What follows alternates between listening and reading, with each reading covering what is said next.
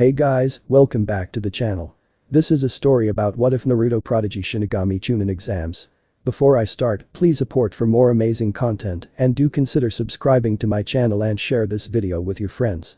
This is written by JACKE44 and link in the description and support writer. Let's start the video. Chapter 1. Promises. JACKE44. July 10:08 AM, Konoha Hospital. After Hinata's crippling match against Neji, Naruto became worried about Hinata's condition and went to visit her. Yet, when he went to the receptionist to ask where Hinata's room is, the receptionist refused to answer Naruto's inquiries and threatened to kick him out for disturbing the peace, knowing that arguing with the receptionist is a waste of time. Naruto went outside, then proceeded to locate Hinata's room through peeking into each window. After about 3 minutes of searching, he looked in a window on the second floor and found Hinata in a hospital bed, hooked up to an array of medical equipment. As he attempts to gain Hinata's attention, a hand grabbed Naruto and dragged him into Hinata's room. Naruto looked around to find out who pulled him in, and he froze on the familiar figure of Kurenai, Hinata's sensei. As she stared down at him with her crimson orbs, she growled out. "What are you doing here, Uzumaki, and why were you trying to sneak in the window?" Naruto stood up and stared at Kurenai. "I tried going up to the front desk, but the nurse wouldn't tell me what room Hinata-chan was in. I wanted to make sure she was okay after what Neji team did to her. She was one of the only people in the academy who cared about me. Like she said, I never go back on my word because that's mine and her Nindo." Naruto replied. Kurenai smirked. "I'll give you 5 minutes, then you have to leave because visiting hours are over for the morning." As she heads to the door, she stops and looks over her shoulder. "She cares about you. If you break her heart, I promise I'll break a part of you that will make you lose all interest in girls, understood? She's the closest thing I have to a daughter." After Kurenai left, Naruto unclenched his legs, let out a big sigh. "I've got to remember never to upset her." He walked to the bed, took the chart and looked at it, but can't make heads or tails of it. Maybe setting up paint bombs in the Uchiha compound while Iruka-sensei was teaching us about medical terms wasn't a good idea. Putting the chart back on the hook, the only sound in the room is the continuous beeping of the machines hooked up to Hinata. He moved a chair next to the bed and paused a moment when he noticed Hinata had an ample chest, but then he'd never seen her without that big coat. He quickly pushed those thoughts aside, sat down and took her hand. "Hinata-chan, I don't know if you can hear me or not, but I'm going to train really hard this month and I hope you can be there to see it. I'm going to show Neji that fate isn't predetermined. Once the exams are over, I'd like to get to know you better. We could go out to lunch. I'm not sure what you like to eat, but we can always go for ramen, and if things work out the way they should we can do some missions or training together." As Naruto stands up, his gaze falls upon Hinata one last time before he jumps through the window, promising to beat Neji for her. A few seconds after Naruto jumped out the window, a smirking Kurenai walks out of the shadows. "Are you going to pretend to be asleep all morning?" Hinata gradually opened her eyes as her face goes bright red in embarrassment, then began poking her index fingers together. A block away. Meanwhile, Naruto is walking down the street. "Okay, the first thing I need to do is find Kakashi-sensei to help me start my training. I hope he'll teach me a lot of new jutsu," he thinks. As Naruto continues walking, he notices Kakashi coming towards him. "Okay Kakashi-sensei, when are we going to start my training?" As Naruto rants on about all the super cool jutsu he wants to learn, Kakashi quickly tires and shouts. "Naruto, shut up and listen to me. I will not be teaching you.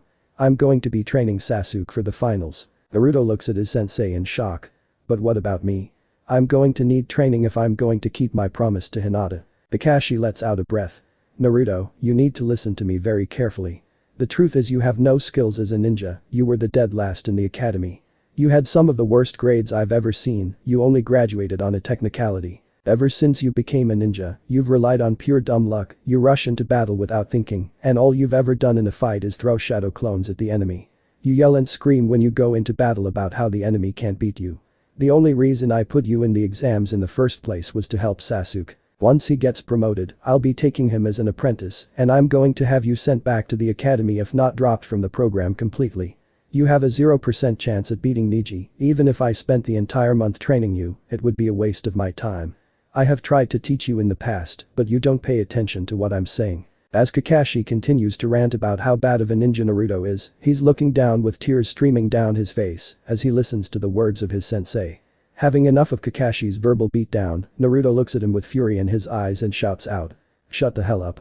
You're supposed to be my teacher, but you haven't taught me anything besides how to climb trees." Now you are just standing here being a hypocrite. I remember the words you said the first day we became a team. You said in the ninja world, those who break the rules are trash, but those that abandon comrades are worse than trash, and now you stand here and you're abandoning me to go train Sasuke. If that's not being a hypocrite, tell me what is. Before Naruto can continue his rant, Kakashi slams his fist into his stomach. Naruto grunts as Kakashi brings him up to his eye level. Now you listen to me, you filthy fox demon, I will not stand here and get lectured by you. Kakashi then throws Naruto to the ground, but before he can retort, Kakashi is slammed against the wall. Looking up to see not only Asuma, but Guy, Anko, Ibiki and Hade, with Anko holding him against the wall. Ibiki steps forward. You have a lot of nerve to treat your student like that. Kakashi shouts out. Don't get involved. It's between me and my student and you have no jurisdiction here. As Anko releases him from the wall, Kakashi looks to see all the Jonin forming a wall between him and Naruto. He spits out a wad of blood and says. Whatever, you can have the damn brat. I have better things to do. Then he disappears in a swirl of leaves, all the Jonin turn to look at Naruto, only to see he's gone. Damn that Kakashi, if I see him treat the kid like that again, he's going to find out how many snakes I can summon. Anko said. I completely agree with you, that kid's got a lot of potential. Ibiki commented. I couldn't agree with you more, his flames of youth burn very bright. Guy added. We should tell my old man about this. Asuma said, everyone nodded in agreement and disappeared. A minute later, needing to let off some steam, Naruto runs several blocks away. As he rounds a corner, he crashes into Sakura, which causes them to both fall with a grunt, followed by the sound of breaking glass. Sakura begins to sit up and sees the new glass figurine that she bought shattered on the ground, her face scrunches up into a look of pure rage. Jumping to her feet and looking down at Naruto, she starts to yell at him. God damn it Naruto, don't you ever pay attention to what you're doing? Do you know how much money that glass figurine cost me? I have been spending months looking for it, not to mention it was a limited run. You better be able to pay for that, but you wouldn't care about that, would you? All you ever do is goof off and mess around. I bet you are running away from one of your stupid pranks. When are you ever going to grow up and stop being such a baka? As Naruto gets up to his feet, he began to try to apologize. I'm sorry Sakura, I don't want to hear your excuses, just give me the money, it cost 5,000 ryo. Sakura interrupted. Naruto looked at her wide-eyed. I'm sorry, I don't have that kind of money right now. Of course you don't, you probably spent it on ramen. Whatever, I don't care, just get out of my way, all you've ever done is be a pain in my neck.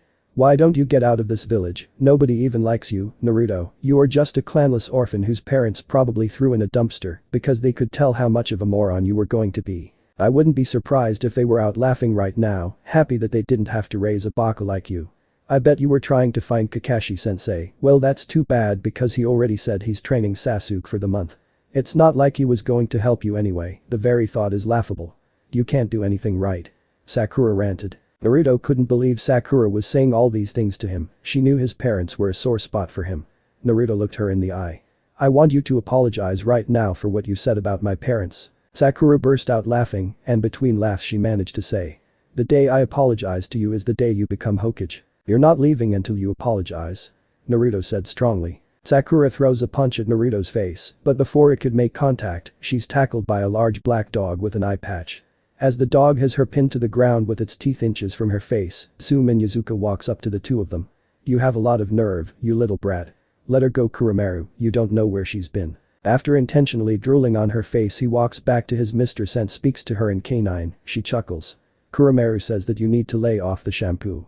You also need to get out of my sight before I kick your skinny ass across Konoha. As for the glass figurine you said you bought for 5,000 ryo, I know for a fact it's only 250 because I bought one the other day for my niece. The fact that you were trying to con him out of that much cash shows you are a disgrace to all Leaf Kunoichi. Sakura scrambles to her feet and runs away, Tsume puts a hand on Naruto's shoulder. You okay, pup? I'll be okay, I'm not having a very good day. Naruto answered before telling the story of what happened with Kakashi, having known the Inuzuka matriarch since he was a small child. When he gets done telling her what happened, she profanity even he's never heard growing up on his street.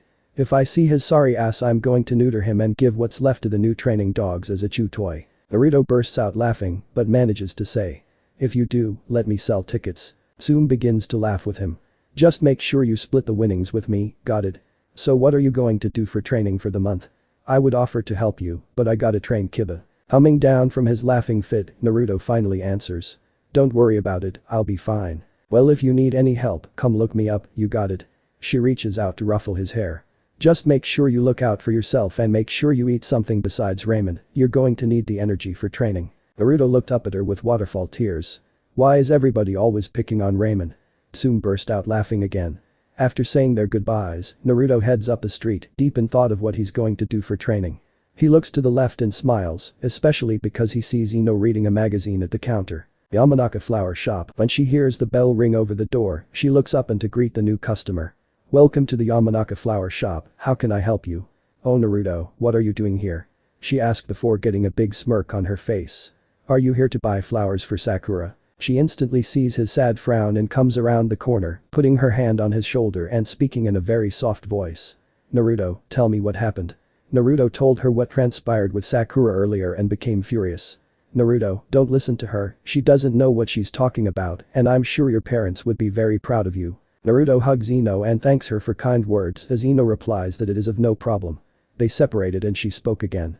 "Now seriously, what are you doing in a flower shop? Do you know what type of flowers Hinata might like?" Naruto asked. Ino broke out into a big grin. "Are you telling me you finally noticed the crush she's had on you since we were in the academy?" Laughing and scratching the back of his head, Naruto responded. "I wouldn't go that far yet, but I plan to ask her out to get something to eat after the exams. Well, it's about time you two got together. As for the flowers, what you want to get is moon flowers, she usually buys a couple every month." Ino finally answered. "Thanks so much, can I get an order sent to her at the hospital?" Naruto asked. "Not a problem, come up to the counter." Naruto followed Ino to the counter, the platinum blonde pushing the buttons on the register.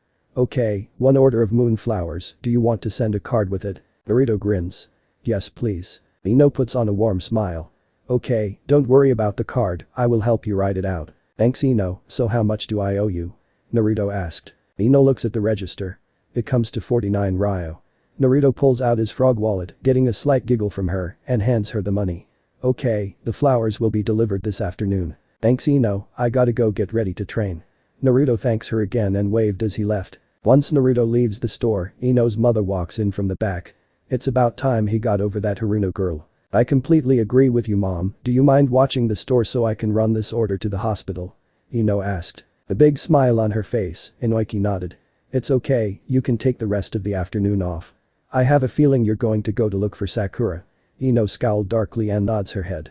"Before you head out I have a question, an order of moon flowers with a card is 44 ryo, why did you charge him 49 ryo?" "Because I plan on getting an order of cinnamon buns, they are her favorite snack and it might help them get together faster." Ino answered. Putting on a big smile, Inoiki shook her head jokingly. "I swear, I never should have taught you how to play matchmaker." Turning around and laughing, Ino heads out before looking back at her mom. "But it's so much fun and you know as much as me how cute of a couple they are going to make. And who knows? Maybe for helping them get together, they will let me be Auntie Ino." 16 minutes later, after leaving the bakery carrying a small box of cinnamon buns, Ino made her way to the hospital and walked up to the front desk. "Excuse me, can you tell me what room Hinata Hyuga is in? I have a delivery for her." "Certainly." The nurse looks at the chart for a second. "She's on the second floor, room 206. Ino smiled, thanked her, took the elevator to the second floor and walked down the corridor until she came to room 206. She knocked on the door and a few seconds later it was opened by Kurenai. "Sorry to disturb you, but is Hinata awake? I have a delivery for her." Kurenai looked behind her. "Are you up for visitors?" Ino heard Hinata say yes before she was let in, seeing Hinata sitting up in her bed. She put the flowers and cinnamon buns on the nightstand, pulled up a chair and sat next to the bed. "How are you feeling Hinata?" she asked. "I'm doing okay, the doctor said I can go home in a few days, but I won't be able to train for a month." Hinata answered. "Sorry to hear that." Ino said before reaching over to the flowers and taking out the card to hand to her. "Thank you for the flowers Ino." Hinata said. "Oh those flowers aren't from me, they're from Naruto." Ino said, smirking at Hinata's crimson face. "Yeah, I was quite shocked when he came into the store and even more when he said he was there to buy flowers for you. Now, can you tell me everything that happened?" Hinata began to explain how Naruto came to visit her, but she was too embarrassed and pretended to sleeping, Ino letting out a loud squeal. "Hinata, that is so romantic, you should know that Naruto told me that he is going to ask you out to eat after the exams." By now, Hinata's face was neon red, Ino and Kurenai both had big smiles on their faces. "The first chance we get, you, me, and Kurenai-sensei are going to have a girls' day out so that we can get you an outfit that'll knock Naruto right out of his sandals. By the time we're done, he won't recognize you." Finally getting over her embarrassment, Hinata had tears of happiness rolling down her face. "Thank you so much Ino." Kurenai was standing off to the side with a smile on her face, happy to see her student like this. "Excuse me, Ino, but would you mind explaining something to me? Why did you not include Sakura in the girls' day out?" Ino's face immediately fell into a scowl. "I want nothing more to do with that bitch." "Ino, is this about your fight from the preliminaries?" Kurenai asked. "No, this has nothing to do with that," Ino said before letting out a breath and told them what Naruto told her. With shocked expressions on their faces, Hinata's heart monitor starts to pick up and pitch, and nurse rushed in to see if everything was okay. "Yes." Ino and Kurenai answered before Ino continued.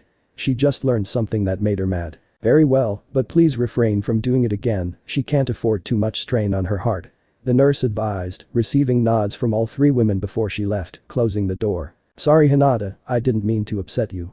Ino apologized. "It's okay, you have nothing to apologize for Ino." Hinata responded kindly, having settled down. "Okay, enough of this, let's get back to planning our day out," cheered the platinum blonde. 10:41 a.m. Business District. A couple blocks away Naruto felt a cold shiver run down his spine. "I have a feeling something big is going to happen soon," he muttered to himself. "The first thing I need to do is get new equipment to train with, and there's only one store in the whole village that'll have it." He made his way across the village and walked up to one of the stores that always treat him well and looked up at the familiar sign, the Silver Star. Opening the door and walking in, he saw Akari, the wife of the owner, asleep with her head on the counter. Putting on the famous Uzumaki grin that sent ninjas running ever since he was a kid, he thought to himself that it had been a while since he pulled a prank while tiptoeing to the counter before he took in a giant breath. "Naruto, if you even think about shouting, I'm going to use you as a training dummy," she said. "Aw man, how do you always know when I'm going to do something?" Naruto whined. "I'm a mother, which means I have a sixth sense for children who misbehave," Akari answered as she stood up and stretched her back, chuckling at Naruto's pout and crossed arms. "Okay Naruto, now that we got that out of the way, how can I help you today? I'm in the finals so I'm going to need enough equipment to train for the month, including some new clothes. I love orange, but I think it's time for a change," Naruto said. Yes, finally. It's about time you got rid of that jumpsuit. I've been telling you for years that if you wear that much orange, it's like a giant bullseye." In response to her comment, Naruto blew a raspberry, but before he could even blink, Akari's hand flew out and grabbed his tongue, causing him to flail his arms about and plead to Akari to let go. "If I let go, will you behave?" Naruto nodded his head and she let go while laughing a bit. "Let's see about getting you some new equipment and clothes to make sure you look good. I'm picking all your new clothes and I'm not taking no for an answer." "Okay, I trust you," Naruto answered with a nod. "Good, now take off your jacket so I can get a look at you," Akari said before Naruto did what was asked. She began to walk around him and looked him up and down for about 3 minutes before finally nodding. "I got an idea." "Okay, go sit down in the chair while I get the clothes." Walking over to the chair and sitting down, Naruto began to think about what he is going to do for training, that is until he remembered when he was back in the land of waves and those small structures he found in the woods on the way to the bridge, which he never got a chance to go back to. "I guess I can always go back and see what's in it. Who knows, it might have something that I can use to win the fight with Neji. If I win, there will still be the other competitors." He thought then he remembered everything Kakashi said about him earlier, about how he's always acting like an idiot, running into battle without thinking. "I think it's about time I start changing the way I do things. If I'm going to change the way I look, I should change the way I act." He was so deep in thought, he didn't notice Akari yelling his name until she reached out and knocked on his head, snapping him out of his deep thoughts. He looked at the clock and saw it had been over half an hour before looking back to Akari and saw a massive pile of clothes, causing him to sweat and look between the door and the clothes. "Don't even think about trying to run Naruto. I'm going to get you out of that orange jumpsuit one way or another," Akari reminded him. Accepting defeat, Naruto nodded his head. Akari walked over to the front door, flipped the sign to closed and locked it. "I want you to take those clothes into the changing room and try them on, and I want you to come out and show me so I can help decide." Naruto picked up the clothing, and to the amusement of Akari, he had to model the various outfits. She sometimes went to get even more clothes. Before Naruto finally stepped out of the changing room, wearing black ninja-style pants, gray combat boots and an armored mesh shirt like Anko's under a black leather trench coat with fingerless shinobi gloves, meaning they had metal plates on the backs, his headband now acting as a belt buckle. "Well, how do I look Akari?" Naruto asked. Akari looked at Naruto with wide eyes. "Naruto, I can say for certain that you are definitely going to start turning the heads of all the girls in the village, but you need a haircut." As he was standing in front of the mirror, looking at his new outfit, Naruto spoke. "I will admit it's a new style for me, but it's missing something, give me a moment." He walked off into the store and he returned a few moments later wearing visor-style sunglasses with a red line running through it. Nice addition. Akari commented. I completely agree that it completes the outfit. Okay, now that we got you a new outfit, let's get you some custom weapons. It took 30 minutes of wandering through the store to find the things he wanted. Okay, Akari, this is gonna be enough for a while. Naruto said. No wait, hold on. Akari went into the back of the store and came back with a small box. Naruto, I was going to give this to you for your next birthday, but now's as good a time as any. She put the box on the counter and opened it for him, showing Naruto 6 more scrolls. What are these? Naruto asked, confused and curious. These are the collective knowledge I gained when I was a kunoichi. Akari answered with a smile. I'm sorry but I can't take these, what about your daughter? Don't you want to pass on the knowledge to her? Naruto tried to refuse. Akari burst out laughing in response. Naruto, you know as well as I do she wants nothing to do with being a kunoichi and she is quite happy running her store. I still remember when you used to have a crush on her. Hearing her remind him of that time made Naruto's face go red. Very funny Akari. I was 5 years old and she was one of the first people that were nice to me. I still remember how you used to follow her around. You know, she's still single. Akari brought up with a grin. Naruto's face got even redder. Okay, can you stop teasing me now, please? He begged. Okay, I'll stop. Now, in the scrolls are a couple techniques I was able to acquire in my short career with my fighting style as well. I know it's a more feminine style, so maybe one day you can give it to your daughter or my granddaughter if my daughter ever decides to finally find herself a boyfriend. Akari said. Naruto smiled. Good luck with that. As much of a tomboy she is, all the boys are too scared of her now because she'll beat them senseless. Not to mention they're jerks and just want to live off her grocery store so they won't have to work. Akari nodded in agreement and put all the scrolls back in the box. So how much do I owe you, Akari? Nothing at all Naruto, this trip is on the house, just make sure you tell everybody where you got the clothes and equipment, that way I can get more business. Akari responded. Naruto jumped over the counter to hug her. Thank you so much, you have no idea how much this means to me. Okay, enough of the mushy stuff, let me take care of your haircut, then you can go start training. Akari responded, letting go of the hug. What style are you going to give me? Naruto asked. I'll just trim it down. Akari answered, leading him to the chair, sitting him down. Have you made any progress on the book you've been writing? Yeah, I finished a chapter last week. Glad to hear, make sure when you finish it to let me have a copy of it. Already planned on it, you're the one who told me to start writing after all. You said it would help me calm down. And I was right, wasn't I? Akari asked. Yes, you were. I'm not a big fan of reading, but it's fun. Naruto replied. Akari finished the haircut and stood back. See, I took off a few inches and trimmed it down. I like it. Naruto stood up and put the box in a storage seal on the inside of the new trench coat. I'm not going to be around Konoha for training, I'm going to the land of waves for it. Akari nodded. You take care of yourself now. I will, I promise you. Naruto said, and noticing the wall clock on his way out said it was about noon, and smiling big left her shop and headed for Ichiraku's to get lunch. 1:38 p.m., Hokage Tower. Heading up the stairs, he approached the secretary and when she looked up, she let out a loud scream. The door to the Hokage's office swung up, revealing the urgent third Hokage. Aimi, are you okay? Why did you scream? Aimi raised her hand to point at Naruto, still a bit shaken. Hiruzen Sarutobi, the third Hokage and god of shinobi, looked at Naruto in disbelief. Naruto, is that you? Absolutely, like my new outfit. Naruto answered with a grin. Hiruzen nodded his head. I must say, it is definitely an improvement over that orange jumpsuit. I know, right? Akari helped me pick it out. She also gave me a new haircut. Naruto pointed out. I see. Well, come into my office so we can talk, I was just about to send someone to find you. Aimi, what do you think of Naruto? Hiruzen asked. You look very handsome, Naruto.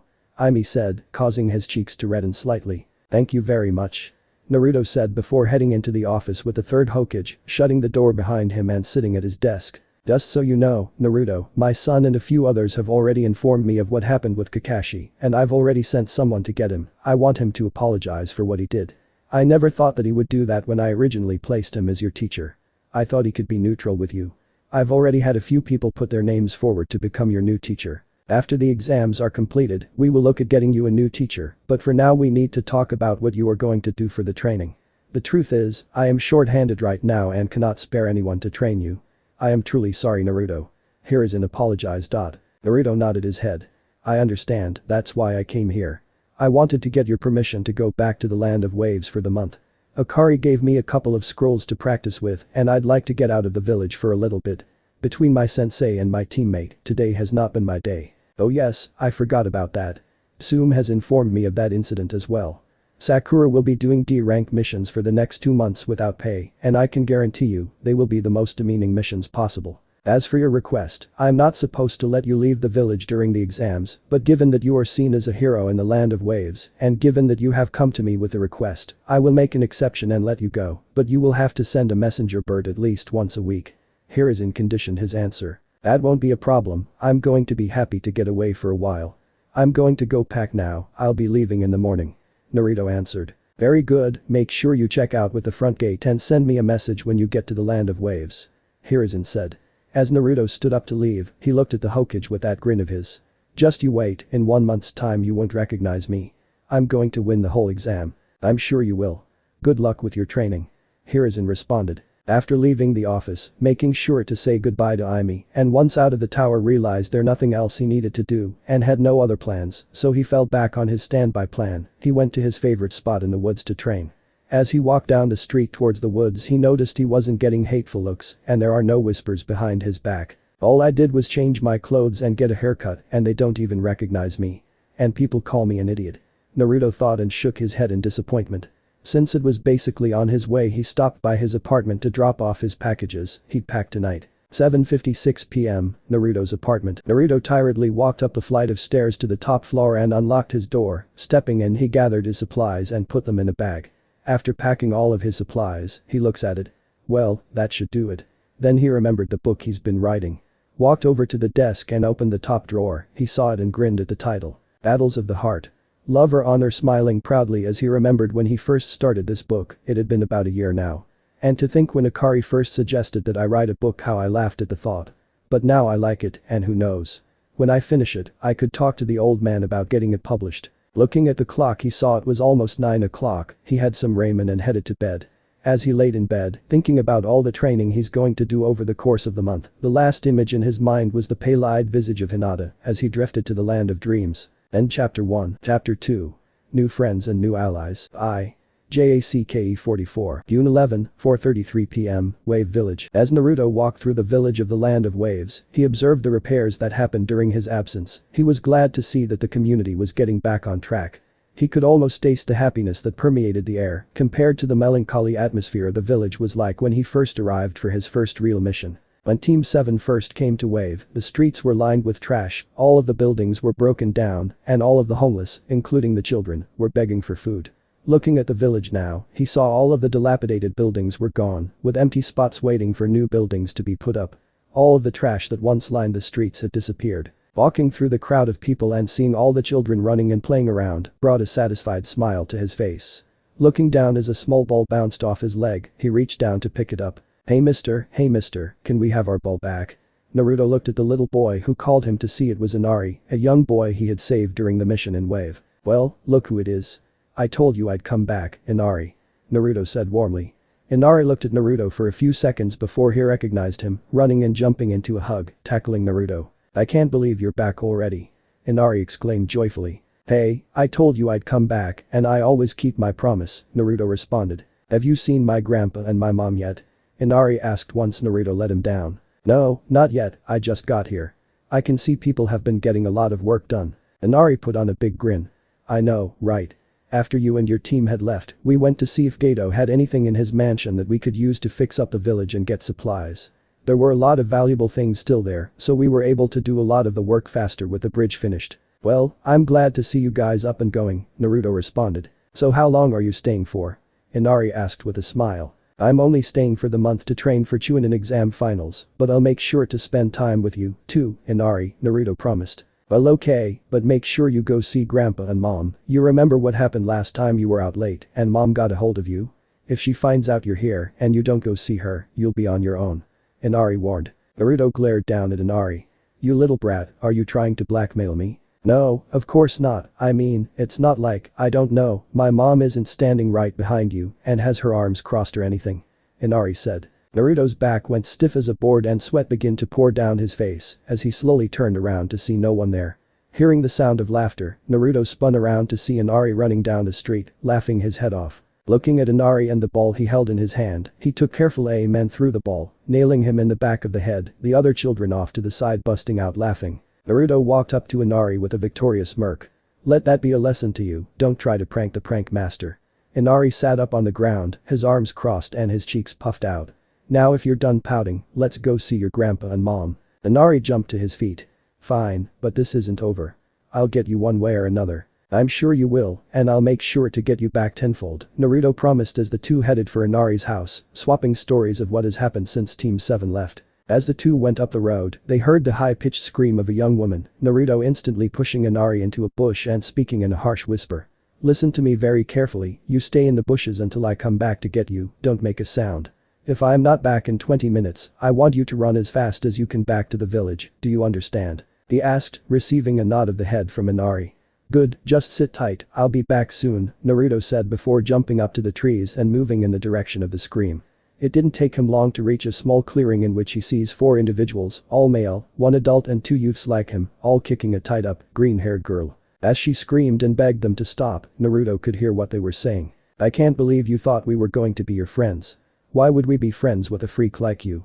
The very fact that you believed it shows how much of an idiot you are. You are nothing but a demon. As one of the males picked up a stick and prepared to hit her with it, Naruto instantly jumped out of the trees and yelled out Shadow Clone Jutsu. Filling the small clearing with over 500 clones to swarm the 3 males, laying a beat down on them. Being caught by surprise, the fight didn't last very long, Naruto unsealed some ninja wire and tied up all 3 of them. With them secured, he headed to the girl, only for her to try to wiggle away. Please no, please don't hurt me, I'm sorry. She had tears in her eyes and seemed truly terrified. It's okay, and I'm here to help you. My name's Naruto, I'm from the Hidden Leaf Village. Naruto finally noticed her headband, it was tied around her right nicep. You're from Waterfall, right? Seeing her nod her head, he smiled at getting somewhere. What's your name? My name's Fu. She answered. It's nice to meet you, Fu. Okay, I'm going to pull out a kunai so I can cut your ropes, is that okay with you? Naruto asked. Seeing her nod, he pulled out the knife and did as he said he would. Once she was free, she sat up and hugged her knees. You don't need to worry, it's going to be okay. Are they your sensei and teammates? She spoke in a soft voice. They were, but they went rogue and kidnapped me. They were going to sell me for money because I'm the Jinchuriki of the 7 tails. They thought one of the other ninja villages would give them a good price for me. If you're a ninja, you know what I am and probably hate me now, too. She burst into tears and Naruto could hear her whisper to herself. All I've ever wanted was friends. Why can I never make friends? Naruto reached out and put a hand on her shoulder. I'll be happy to be your friend because I know what it's like. I'm a Jinchuriki too, and I hold the 9 tails. Before he can say anything else, she hugs him fiercely. Will you be my friend? Yes, I will. After about 10 minutes of letting her cry it out, they both get to their feet. Stay right here and I'm going to check on those 3. Naruto walked over to the 3 downed men and noticed there was no pulse or sign of life coming from any of them. Well, you won't have to worry about them hurting you anymore. He took out a scroll and sealed the bodies. Man, am I happy that Akari taught me how to use Fuinjutsu. I can't make them, but I can at least use the scrolls. Once they were secured, he put the scrolls in his pocket and planned to take them to a bounty hunting office. As he turned around, he saw Fu looking at a red cylindrical backpack with some holes in it. He walked up to her and could hear her crying again. You okay? Fu looked at Naruto and nodded her head, telling him in a soft voice that the backpack is the one thing she ever got from her mother. Don't worry about the holes, I can fix it. Okay, now I need to pick up a friend, do you think you can keep up with me? He asked, receiving a soft nod. The 2 of them headed back to the road, Naruto walking up to the bushes. You can come back out now, Inari. Tsunami-san slowly stood up and looked around. So, what was it? What happened? Inari looked ready to panic, so Naruto got down on one knee and put a hand on his shoulder to calm him down. Just breathe, Inari, okay? We're going straight to your house. Now I want you to get on my back and then we can go. Naruto swiveled around for Inari to climb on. Follow me, Fu. 5:06 p.m, Tsunami's house. They reached the house in no time. Naruto knelt down to let Inari off, he opened the door and calling out. Mom, I'm home. Tsunami's voice came from somewhere in the house. It's about time you got home and I was just about to start dinner. She came around the corner and stopped short when she saw a familiar looking boy and a green-haired girl. My goodness, is that you, Naruto? After he nodded, she walked up to him, bent down and gave him a hug, which he returned. Glad to see you, too. Naruto responded with a grin. Tsunami stood up and turned to the unfamiliar face. And who might you be? My name's Fu. She replied. Well, it's nice to meet you. Tell me, are you Naruto's girlfriend? Tsunami asked with a smirk. Both Naruto and Fu blushed bright red. Konoha, Hospital, room 206. I know this great clothing store where we can get you an outfit for your date with Naruto. It's called the Silk Kimono. Ino laid out the plans for their girls' day out. I agree with you on that, I go to that store frequently. I'm positive we can find an outfit for you, Hinata. Kurenai commented. Hinata, who had been taking notes in a small notepad, suddenly snapped her pencil as she scowled. Hinata, are you okay? Both Ino and Kurenai asked in alarm. Yes, I'm fine. I don't know what happened, I just suddenly felt as if someone took something from me. Hinata answered, slightly confused. That's strange, has that happened before? Ino asked. Not that I can recall. Hinata answered, Kurenai shaking her head in agreement when she thought it over in case Hinata forgot an incident. The only thing I can think of is someone is trying to set Naruto up with a girlfriend. Ino commented. If she even tries it, I'll show her what the gentle fist can do. Both Ino and Kurenai burst out laughing. Whatever happened to the shy little Hinata? I decided I want to be strong for Naruto. Hinata said confidently. Land of Waves, Tsunami's house. Naruto was at the dinner table talking to his friends when he felt a cold chill run down his spine. Both Fu and Tsunami looked at him in concern. Are you okay, Naruto? Tsunami asked. I'll be fine, it's just for the last couple days, I've gotten cold chills down my spine every so often. Anyway, back to the topic we were discussing. The Land of Waves made your dad its leader, so how is he taking to the responsibilities? Naruto changed the subject. Surprisingly well, after I threatened him if he didn't cut back on the drinking. Tsunami answered innocently. Naruto burst out laughing. And he listened to you? Suddenly the whole room became ice cold and a very dark look took over Tsunami's face and in a very sweet voice, she responded. You'd be surprised what a woman can do. The only thought in Naruto's head at the moment was the first chance I get and I am so picking up some books on women. The sound of the front door opening broke the tension in the air. Tsunami, I'm home. Came the gruff voice of Tazuna. We're in the kitchen and we have guests. Tazuna walked into the kitchen with a stack of papers. I've said it once and I'll say it again, this paperwork multiplies faster than I can do it. He looked up to see Naruto on the floor, laughing his head off. You said the same thing the old man always says about his paperwork, Naruto said between laughs. Tazuna put a smile on his face. Well if it isn't the little brat. Naruto jumped to his feet and pouted. I'm not little, I just haven't had a growth spurt yet. The whole room burst out laughing. Okay, I'm going to start dinner. Tsunami said. Can I help? I've always wanted to learn how to cook. Fu requested. I'll be happy to teach you, Fu. Tsunami responded with a motherly smile. Fu ran over to hug her. Thank you so much. Tsunami walked over to the cupboards and looked in them. I'm all out of brown rice. I knew when I was at the market I forgot something. You don't need to worry about that, I got this. Naruto said, make a shadow clone and sent it to the market. Tsunami smiled at Naruto. Those clones sure come in handy. Oh man, I wish I could do things like that, it's so cool. Whined Inari. Inari, how old are you? Naruto asked, receiving a confused 9. The academy recruiting age starts around 6 to 7 so technically, if you wanted to, you could learn to become a ninja. All you need to do is get your mom to sign off on it. Inari looked at Naruto in disbelief before turning to his mom. Can I mom, please? I'm going to have to think about this. I'm not going to say no, but I'm not saying yes either. I'll speak to Naruto alone about all the risks and how much it'll cost to send you to the academy. Tsunami said. Naruto walked over to his backpack and rummaged through it, pulling out a small book. It's a good thing I brought this and you can borrow it Inari. It's a beginner's guide on how to mold your chakra. Why don't you spend some time reading this first? Inari took the book and went into the living room to read it. Just then, the shadow clone returned with a bag. Hope you don't mind I picked up a few other things, Tsunami. Naruto said. That was very thoughtful of you Naruto. Now, well Fu and I are making dinner, do you think the two of you can behave? Tsunami asked. Tazuna pouted at being treated like a child. Yes dear, but first I'm going to get me a drink. You can have one glass. Tsunami reminded him, receiving a yes ma'am, before turning to Naruto. Well, I gotta write a letter to the old man, anyway. He had said before the shadow clone dispelled itself. Hey, that's weird. I just got the memories of my clone. I didn't know that they could do that. Just one more thing to put in the letter, I guess.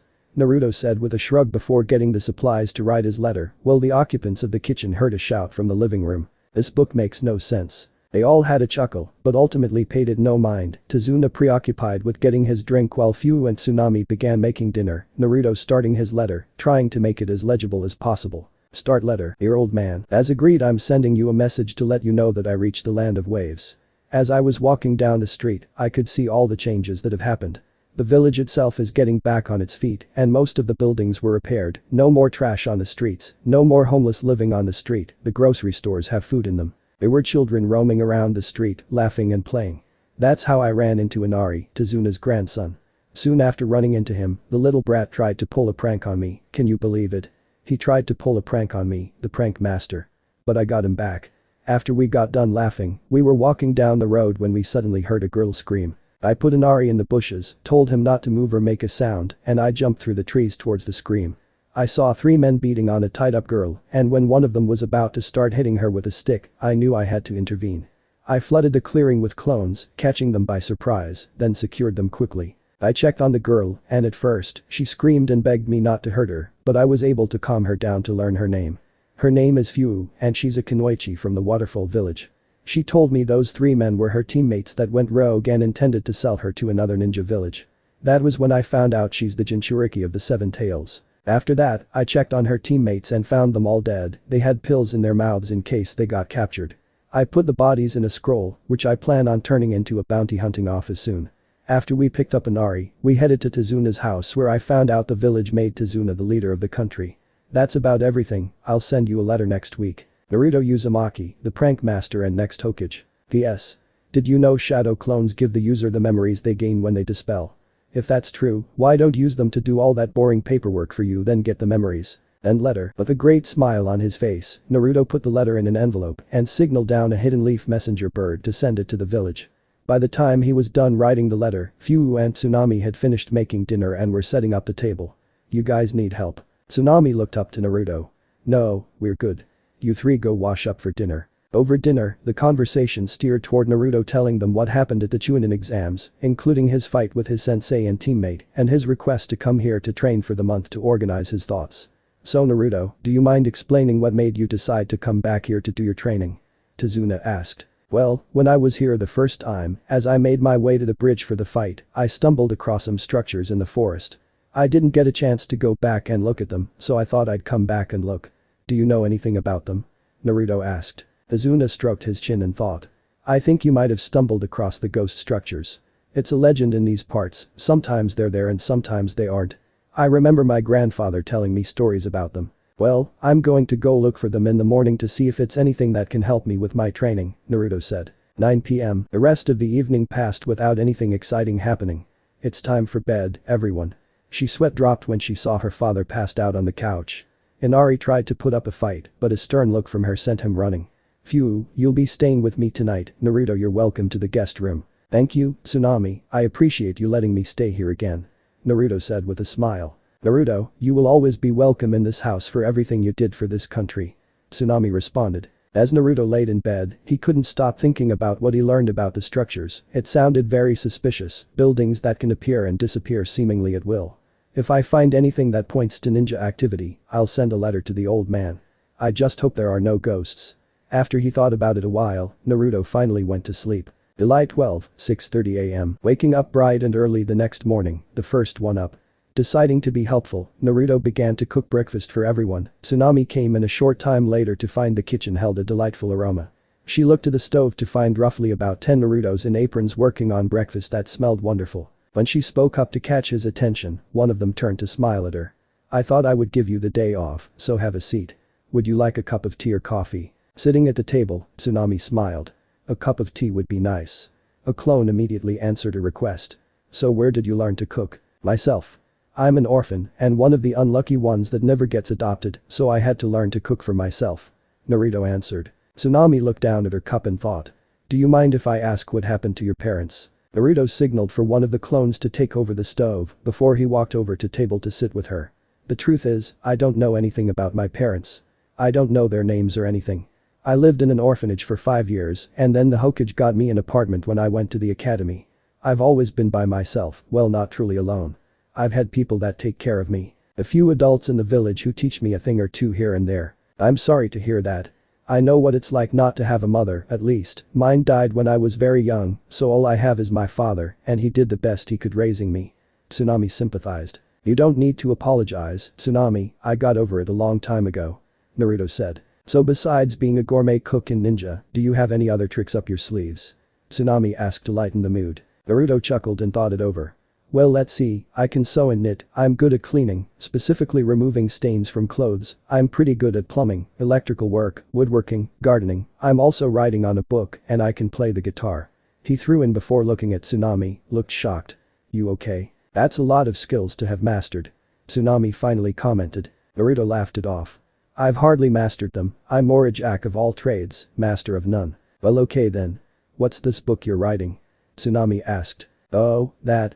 I started it a while ago. It's just something I do in my free time. The two of them continued to talk until they heard footsteps coming down the stairs as the other occupants of the house came down for breakfast. Naruto, my boy, don't go spoiling my daughter now by doing all the housework. I'm going to need her to take care of me at the end of the month. Tazuna commented jokingly. Tsunami shot her father a dirty look. You know what? I think both of you can start helping with the housework. Yes, ma'am. Both Inari and Tazuna responded dejectedly. Good. Now, I want you to bring down all your dirty clothes. I'm going to teach you how to use the washing machine. She said to her son before turning to Tazuna as Inari ran up the stairs. Well, I'm heading off to work now, Tazuna said almost too quickly, receiving a nod all the same. Excuse me, Tsunami, will you teach me, too? Fu asked shyly. Of course, dear, why don't you write down a list of things you want to learn? I'll do my best to help you. Tsunami offered kindly. Yes. Fu cheered before taking the notepad Naruto offered up before she began to write down what would be a long list of things she's always wanted to know. The mother of the house put on a smile at seeing how happy the child was, especially after what happened to her yesterday. I'm going to head out and look for those structures. Naruto said as he left the house and headed for the woods. Okay, Fu, now that all the men are out of the way, what do you want me to teach you first? Tsunami asked. Okay, the first thing I want to learn is where do babies come from? Fu asked innocently. Naruto picked up the pace when that was the last thing he heard out the door. 7:08 a.m., Konoha, Hokage Tower. Hiruzen was sitting at his desk in the middle of a life and death battle with the greatest enemy of all ages, paperwork. The day had just begun, and he already had a cramp in his hand. He set his brush down to nurse it. I have been doing this job for close to 38 years, and I have yet to figure out the secret to defeating this monster. How my predecessors did this, I will never know. He looked at the pictures on the wall, swearing that the previous 3 Hokage were grinning at him. I still can't believe they wouldn't tell me the secret. I am the professor and god of shinobi, and I will not be defeated by paperwork. He declared before looking back at the stack and seeing it had doubled in size. Understandably, he felt tears forming and doubt in his heart. His thoughts were broken by a knock on the door, he sighed and called them and it was Sakura Haruno. You wanted to see me, Hokage-sama? Sakura asked meekly. Yes, I want to discuss something, take a seat. Would you mind explaining to me what you were doing yesterday? Hiruzen said harshly. Could you please be more spec? Sakura replied. Hiruzen shot to his feet and slammed his hands on the desk, interrupting her mid-word.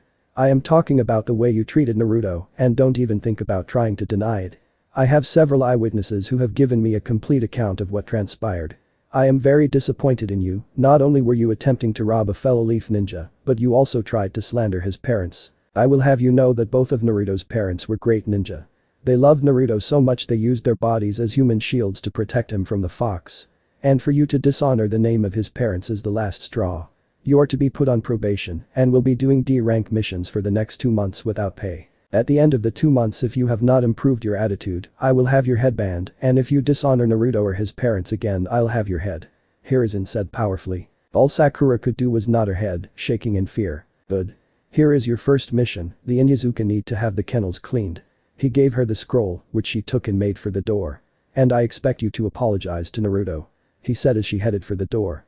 Once she was out, he picked up his pipe and had a sort of victory smoke before hearing a little tapping on the window. It was a messenger bird. Standing up and walking to the window, he opened it and took the scroll. Thank you, my friend. He bid it farewell and sat back down, opening the scroll to read the contents. He had to read the first part multiple times to make sure he saw it right, finding it highly amusing that the boy can't go a single mission without something going wrong. Either way, he was happy that Naruto was able to meet another Jinchuriki. He had heard rumors of how the hidden waterfall village treated their Jinchuriki. Perhaps Naruto would make a friend. Then he stopped dead in his tracks at the end of the letter. P.S. Did you know shadow clones give the user the memories they gain when they dispel? If that's true, why don't use them to do all that boring paperwork for you then get the memories? Aimi was sitting at her desk, looking at the schedule for today. He's got a busy schedule today on top of all the paperwork he has. It's going to be a real hassle to get all this done. She said to herself, got up and was about to knock on the door when she heard a loud scream from inside. Without missing a beat, she rushed in. Hokage-sama, are you okay? She stopped in her tracks when she saw the third Hokage doing a victory dance, while 4 clones made quick work of the paperwork. I've done it. I've done it. I've done it. I finally defeated the monster finally, I'm free. Here is enchanted with a giant grin before freezing in place as he looked to the left, seeing Aimi with her jaw dropped. He compassed himself and coughed into his hand. As shown by my demonstration, the paperwork will be finished very soon. What's my next appointment for today? He attempted to move on. Aimi rolled with it and looked at the clipboard. You have a meeting about 2 hours. Good, I'm going to go train my grandson until then. While I'm gone I want you to go to the mission room and put a completed S-rank mission in Naruto's file, with pay and a large bonus, and make sure the money is put in his account. Hiruzen said. I'll make sure to get it done right away, and it's good to see you smiling again. Aimi said as they both headed out to do their things. 8:01 AM, Wave Country, Forest. Naruto has been in the woods outside the village about 45 minutes looking for the structure, before finally seeing something in the distance and sprinting to it. I knew I'd find it eventually. He looked around the building for an entryway and found a big door which he couldn't push open for the life of him, then noticed a small ring and pulled on it, opening the door. Okay, I'm seriously starting to think maybe people are right and I'm an idiot. He muttered to himself before taking out a kunai to be on the safe side and slowly walked in. The first large room had a flight of stairs on the right going up and left going down, and looking to the right saw a bunch of doors lining the wall. Normally I'd make a dozen clones to help me search the building, but I have to start acting smart. He whispered to himself and began with the doors, searched the entire building in about 2 hours, and found many interesting rooms. Finally he found a metal door with a nameplate. Mayuri Kuritsuchi. Guess this must be the leader's office. He slowly stepped in and saw it was bigger than the Hokage's office. There were tables everywhere with test tubes, beakers, and a lot of scientific equipment, including a large tube-like machine in the center of the room. At the far end, Naruto could see a massive machine that looked like a pipe organ, but with a lot more keys and a big screen. He had seen a computer once before, but it was nowhere this big or sophisticated. He made his way across the room to the machine and took the sheet off the nearby table, unveiling a metal helmet with a lot of cords coming out of it, which he picked up to take a closer look at. I don't see how this is going to help my training, and I'm sure not a scientist. He decided to throw caution to the wind and put it on cautiously, only for nothing to happen. Don't see what this was supposed to do, he droned before seeing a red button on the table. What could it hurt? He slapped the button, instantly collapsing to his knees as wave after wave of pain shot through his body. After what seemed like forever, the pain stopped and knowledge began to flash before his eyes, all sorts of equations and formulae and history, things he could not even begin to understand. This process went on for another hour before it stopped. He shakily stood up and took off the helmet, making his way to the machine at the back and collapsing into the chair, rubbing his head to sort through all the information shoved into his skull. Without thinking, he reached out and typed on the keys, the screen lighting up to show a giant face. Hello Naruto Uzumaki, my name is Mayuri Kuritsuchi, and seeing you have survived the downloading process proves to me you are worthy of my knowledge. Now, I guess you want to know what this place is. Naruto shakily nodded, mesmerized. Are you alive? He wondered since a program had a name. No. Before I left this place, I transferred a copy of my consciousness to this computer so that one day, if someone survived the process, I could help them. Mayuri replied. Well, that makes sense. Naruto said. So what is this place, and how do you know my name? The helmet you put on transferred all your knowledge to the computer, allowing me to know everything about you, and I can assure you that I can help you get the power you need for your fight at the end of the month. Now, this is a safe house I made to store all my knowledge. Because of the download of my experience to your brain, you know I'm not of this world. We will now begin a history of my world and what the purpose of this lab is. Mayuri said, then started to explain how he came to find Naruto's world. Then Chapter 2. Chapter 3. Acquiring new information. JACKE 44. July 12, 11:07 AM, Wave Country, Underground Bunker. Naruto sat and listened to Mayuri's lecture. When I first discovered this world, I was intrigued by this energy you call chakra. I spent several years studying your people and recording several events, including what came to be known as the First, Second, and Third Shinobi World Wars. But eventually concluded my research and returned to my dimension, Soul Society. However, I decided to leave this laboratory as a fail-safe, should Soul Society ever fall. Inside this computer, you will find a complete history of the Soul Society, including our techniques of Heido and Kido, and to ensure the safety of all my research up to that point, I left my greatest invention. The machine in the center of the room can make an artificial copy of any of the captains, lieutenants, and all the seated officers, plus a few other noteworthy individuals. Once you make one, they will follow any and all orders you give them, and they would have all their powers they had in my dimension. I also left an extensive range of equipment for Soul Reapers and Quincy's and a couple of items I was able to make that can give someone the power of a Fullbringer.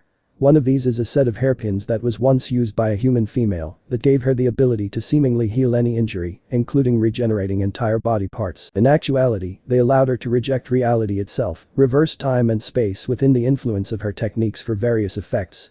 However, this power came at a cost. The power relies on the determination of the user, and feelings such as doubt can make it weaker, while conviction can make it stronger. Naruto continued to listen for another 3 hours, being told the history of the 3 shinobi world wars, including videos of great battles, such as the one between the first Hokage and Uchiha Madara at what would become the Valley of the End.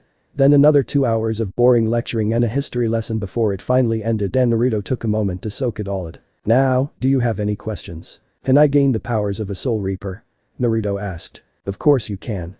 Because you have chakra, it will be a simple matter of altering the output of your spiritual energy. There's a chemical compound formula in this computer that can allow you, or anyone else for that matter, to achieve the powers of a Soul Reaper, or a Quincy for that matter. If you look to your left and choose to become a Soul Reaper, that machine there will allow you to make his Zanpakuto. Mayuri answered. A massive grin broke out on Naruto's face. Great. Before that, show me a list of everyone I'll be working with.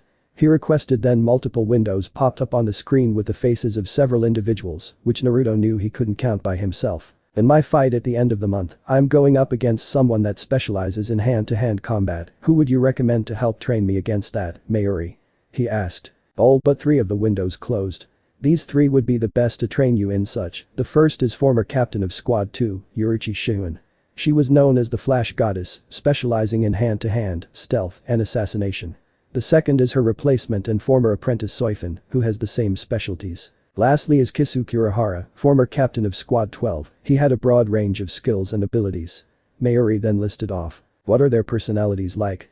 Naruto asked, hoping to get a picture of what he would have on his hands should he choose any of them as his sensei for the next month. Yuruchi is a free spirit, all she wants is to live her life how she wants and fight strong individuals. Soifin is dedicated to her job, a by-the-books person, she has zero tolerance for those who would break the law. She believes in hard, and some would say harsh, work in her training of her subordinates. While I loathe to admit it, Kisuke is quite intelligent and more than capable in a fight, but my intellectual superiority will always win out.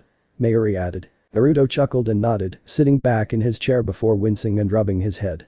When will this headache go away? Your headache should dissipate in 2 to 3 hours. Remember that you had quite a bit of information put into your head, so it will be some time before your mind sorts through it all. When it does, you should find that you will be able to memorize and learn things much easier. Mayuri brought up. Naruto looked over at the clock on the wall and saw that it was about 4 o'clock, which explained his angry stomach. Okay, I'm leaving, but I'll come back tomorrow. Is there anyone I should activate now so I can get the lab going?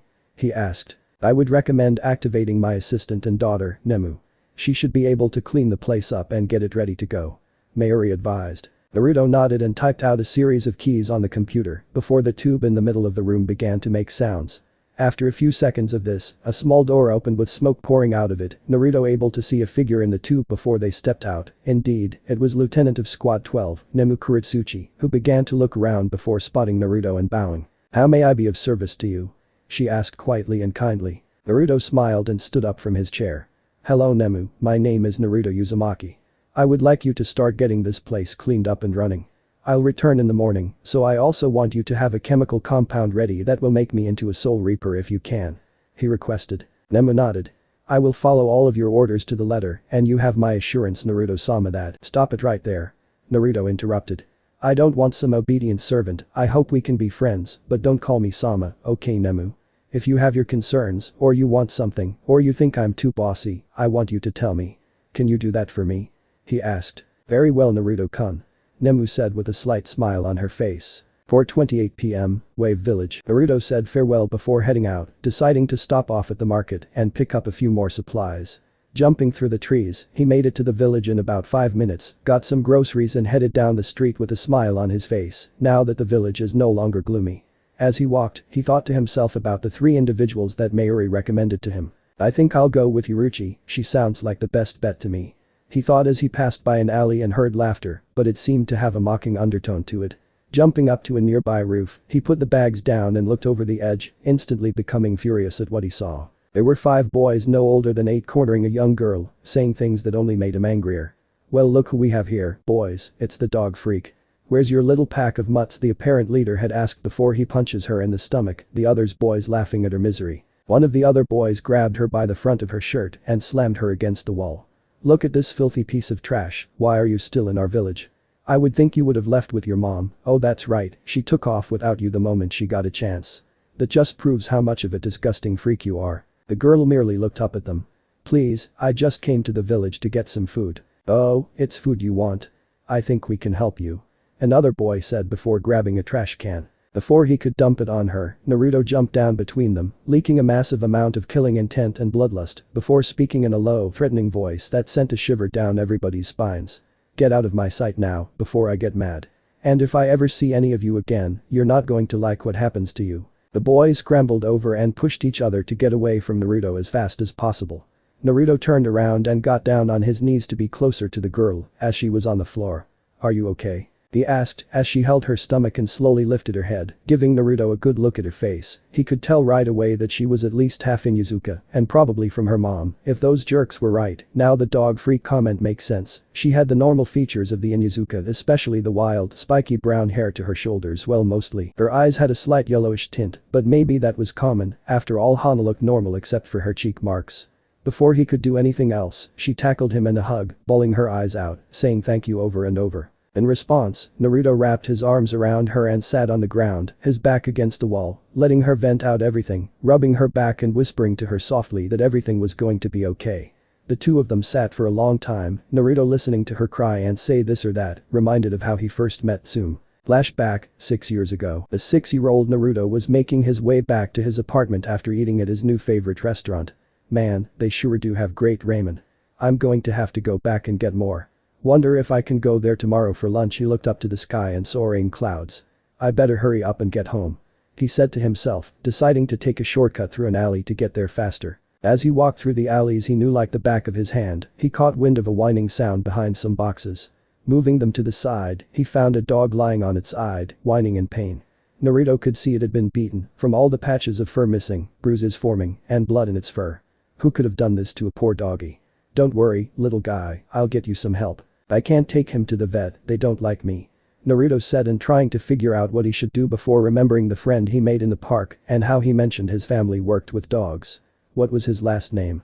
Come on, think it was Inuzuka. Happy with himself for remembering, Naruto took one of the boxes and carried the dog in it carefully so as not to agitate its injuries. He made his way to the Inuzuka compound within 5 minutes, heavy rain, high winds, and lightning forming on his way there. Determined to keep the dog safe, he took his jacket off and wrapped the dog in it. Barely able to see in front of him because of the wind and rain, he struggled to reach the front door. When he did, he knocked. When no one came, he began to panic and repeatedly banged on the door. In the living room, Tsume was lounging in her favorite recliner next to the fireplace, reading her favorite book, The Tale of the Utterly Gutsy Shinobi. She jumped slightly when the pounding on the door began. Who the hell could that be in this weather? She got up and opened the door, seeing a little blonde boy with whisker marks on his cheeks, holding a box and looking soaked and slightly terrified. Who are you, what do you want, and what the heck are you doing out in this weather? My name is Naruto Uzumaki. He said, then looked up at her after he dropped to his knees. Please, you've got to help me. I found an injured dog in the alley next to my house. I met a boy named Kiba from this clan, and he said his family works with dogs. You've got to help me, please. He begged. Tsume quickly brought him inside, putting them both in front of the fireplace and wrapping Naruto in a blanket that was hanging off the back of the couch. With that taken care of, she turned her attention to the box and removed the jacket, gritting her teeth at the condition of the dog. If I find out who did this, I'll rip their. She saw him shaking in fear out of the corner of her eye, so she took some calming breaths. Stay right here, I'll get some supplies to help. She said, getting a nod from Naruto. Tsume left the room to grab some medical supplies, and while she was gone, Naruto looked to the door when he heard some noise. It was a girl a few years older than him and his new friend Kiba. What are you doing here, Naruto? Kiba asked. I was on my way home and took a shortcut down an alley. I found an injured dog in it, and I remembered how you said your family worked with dogs, so I brought it here so I could get it help. Naruto explained, the both of them immediately running towards the box, finding the bleeding dog. Naruto, do you know who did this? The girl asked, growling. Naruto shook his head. I'm sorry, I don't know. Tsume came running in, carrying some bandages for the dog. Good, both of you are here. Hana, go and get some buckets of water. Kiba, take Naruto to your room and let him borrow some clothes. Warm or not, it won't be healthy to let him stay in those until they dry. She said. Hana made a beeline for the kitchen while Kiba and Naruto walked out of the room, passing by Hana with a bucket of water. After Naruto had changed his clothes, they walked back into the living room, seeing Tsume and Hana on the couch, the matriarch walking over and hugging the blonde. And said. The dog's going to be okay. From this day forward, you'll always be considered a friend of the Inuzuka clan, because not too many people would go to these lengths for a dog they don't know. Then flashback, humming out of his memories, Naruto looked down to see the girl was asleep in his arms. He made a shadow clone to take the groceries, then adjusted her position and began to carry her back to the house, walking in to see Fu and Tsunami cooking supper. With a finger to his lips, he whispered. Is there a place I can put her? He asked, Tsunami motioning for Naruto to follow her, bringing them upstairs to bring her to bed, the both of them returning to the kitchen. Okay Tsunami, who is that girl and why did I find her being beaten up in an alley by 5 snot-nosed brats? He asked. Tsunami started crying. Her name is Nariko. The reason she was being beaten up by the other boys is because her mother was one of Gato's women he brought in as a plaything. She was already pregnant at the time, and when your team ended Gato's reign, she took off for freedom, leaving Nariko here. She never really cared for her and said she was nothing but a burden on her. Several other women in the village and I have tried to help her, but she is so much like a boy, stubborn and refuses to do anything feminine. Then there's the pack of wild dogs she always hangs out with, she says she can understand them. That's another reason the kids pick on her, believe me we've tried, but she won't accept help from anyone. She explained. Naruto let out a breath as he processed all that. It's okay, and I know who her family is. I might not know her mother or father specifically, but I know what family she comes from. She's a member of a clan from my village, the Inuzuka. They're famous for their affiliation with canines, they have the ability to talk to them, and most of the women are rather tomboyish, relatively rough around the edges. Do you think your father would care if I send a letter to let them know about her?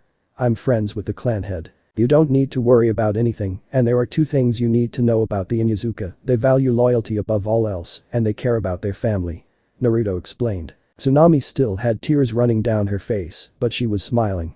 Naruto, if you can give that little girl a family, you do it. I know for a fact my father wouldn't disagree with this decision. She said. Good, the moment they hear that she's here, they'll send someone to pick her up and take her home. She'll be a welcome addition to the family. Naruto assured her. Just then, the 3 of them heard crying from upstairs. Don't worry, I'll go take care of it. He said, heading upstairs and entering the room, seeing Nariko awake in bed, crying. How are you doing, Nariko? Nariko looked at him through her tears, hiccuping a few times. How do you know my name? Do you know a woman named Tsunami? Naruto asked first. Nariko smiled slightly and nodded. Yeah, she's the pretty lady who brings me food when she can. Well right now, we're in her home. Now I have a question for you, how would you like to meet your family? And no, I'm not talking about your mother. You see, you are from a family called the Inuzuka, they're a ninja clan from the Hidden Leaf village. They're famous for working with dogs, and if you want, I can send a letter and let them know that you're here. You'd be welcomed into that family, and I'm sure they'll let you bring your dogs with you. Naruto offered. The only answer he got was a flying tackle. Yes. If they are my family, I will do anything to get to know them. Nariko said. Naruto chuckled and sat back up. Okay, I'll send a letter to let them know you're here. If I send it tonight, they should be here tomorrow to pick you up and take you home. Okay, let's go back downstairs and have dinner, I'm sure you're pretty hungry. His response came in the form of Nariko's stomach growling loudly, causing her face to go bright red, causing Naruto to chuckle.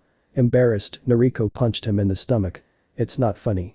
She pouted. You're gonna need some training, all the Inuzuka I know are strong, and that punch didn't even hurt. Naruto commented, turning to go downstairs, laughing, causing Nariko to continue assaulting him. Naruto walked into the kitchen, Fu and Tsunami turned to see him carrying Nariko, who was pouting, crossing her arms, and muttering to herself about stupid blondes. Just you wait till I'm bigger. Hope you don't mind, I brought a friend to dinner. Naruto said with a smile. Not a problem, father is staying at his office tonight and Inari is sleeping over at a friend's, so it looks like you're having dinner with 3 ladies. Tsunami commented, gesturing as if she were of high society. Naruto put Nariko down and chuckled. Should I be worried about you 3 trying to corrupt me? Tsunami giggled. I'm old enough to be your mother, but feel free to take a chance with Fu. She jokingly advised. Does this mean Naruto wants to make babies with me? Fu asked innocently. Whoa. Of course not, where would you get an idea like that? Naruto looked at Tsunami. What have you been teaching her? Tsunami grabbed hold of Fu's shoulder. You and I are going to have to review a few lessons. Naruto, can you please keep an eye on the stove? This won't take very long. She asked, taking Fu out of the room when the blonde nodded. Naruto made a shadow clone and had it watch the stove in his place while he tended to Nariko, spying some scrapes and bruises. I want you to have a seat, okay? I'll go get some bandages and ointment to clean you up. You won't use that spray, will you? It hurts. Nariko begged. Don't worry, I have some ointment, it's a lot better and doesn't hurt, I promise. Naruto assured her, making a quick run for his temporary room and coming back to treat her wounds. And now you're a doctor. Tsunami joked. Naruto shook his head. No, but I can patch up scrapes and bruises pretty well. Of course that was before he realized he didn't need to for the minor ones because he healed so fast, but now was glad he had. The clone came over to tell them dinner was ready, and over the course of their meal, Naruto told Nariko all he knew about her clan. No way, they use dogs to fight, Nariko parroted excitedly. That's right, there's even a dog that talks like humans, and some dogs are as big as horses, you can ride 'em too, Naruto said. Nariko gasped at Naruto in surprise, eyes twinkling with excitement. Okay Naruto, I think that's enough for now, Nariko, stop pushing your vegetables to the side of your plate and eat them. Tsunami said. But I hate vegetables. Nariko pouted. Well you better get used to eating them. I told you about Tsum, she's been known to shove vegetables down her kid's throat. I'm not kidding. I've seen her do it. One time I was over for dinner with her and her son refused to eat them. She tied him to a chair and shoved them in his mouth. Naruto said. And with that, Nariko's vegetables began disappearing, possibly as terrified as her. After dinner, the dishes were being cleaned by shadow clones, while the 4 occupants sat in the living room, Tsunami teaching Nariko go fish, while Fu examined her freshly prepared pack that Naruto just repaired for her, the blonde off to the side ready to write his letter to Tsum. He was also going to send a few pictures he had taken of Nariko, he could almost see the look on her face when she opened the letter. He knew that she would be the one to come pick her up, he also knew Nariko would fit right into the family, catching wind of Nariko asking for any threes, only for the girl to be shot down. Start letter, Dear Tsum, I'm currently in the land of waves. This evening, I was walking to the house I'm staying at for the month before the chunin exams, and as I was passing an alley, I heard laughter coming from it. I jumped onto the roof to see what it was and found 5 boys preparing to beat up a girl. After I ran them off, I checked on the girl, she's at least half Inuzuka. She had the same eyes and features of your clan, and she confirmed that she could speak to dogs. It would seem she has already made friends with a bunch of wild dogs, and she acts so much like an Inuzuka it's not even funny. After she woke up I'd already learned her name was Nariko, and after a bit of back and forth that resulted in me laughing at her stomach doing the talking, she tried to punch me in the stomach. I brought her downstairs for dinner and told her all about the clan, she's excited to meet you and your family. I also included some pictures of her. As for her parents, the father is unknown. If you remember, I told you about the tyrant that took over the country, apparently, her mother was one of his playthings, she was already pregnant when Gato took her. From my sources, I was able to find out the mother never cared for Nariko and said she was nothing but a burden and made a break for it when Gato was killed, leaving Nariko to fend for herself. I'll explain more when I can, if it's possible, can you or someone else come and pick her up? Just ask for Tezuna's house. Naruto Uzumaki, end letter. Looking up from his letter and at the corner, Naruto saw that the girls built a tent with pillow sheets and chairs, with a sign saying no boys allowed. Standing up and walking over, he knocked on the front door, Fu's head popping out. What is going on here? He asked. We're having a camp out, no boys allowed. Fu answered before blowing a raspberry and ducking back inside. Okay you two have fun, I'm going to send this letter.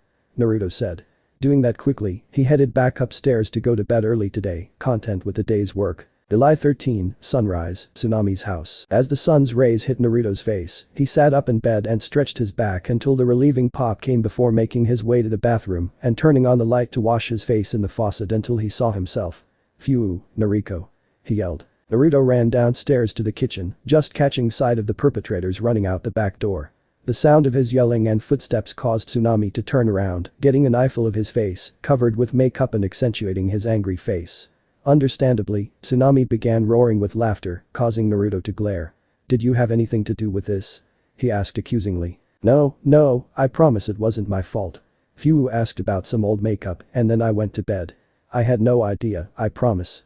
Tsunami said, waving her hands to ward off the eruption of Mount Naruto. As scary as her mother's side could be, and how much he liked her, if he was to prank or just embarrass her, she was doomed. The only good side to that, if he did, was his age. If he was an experienced adult or even just a pervert. As an attractive single woman, the list of things he could do to her was almost terrifying, and deep down that little perverted side of herself that hadn't been out in several years, wanted him to, since legally he was an adult, but she quickly locked up those thoughts in the back of mind. She was more than twice as old as him anyway, and he should have a girl closer to his own age. Fine.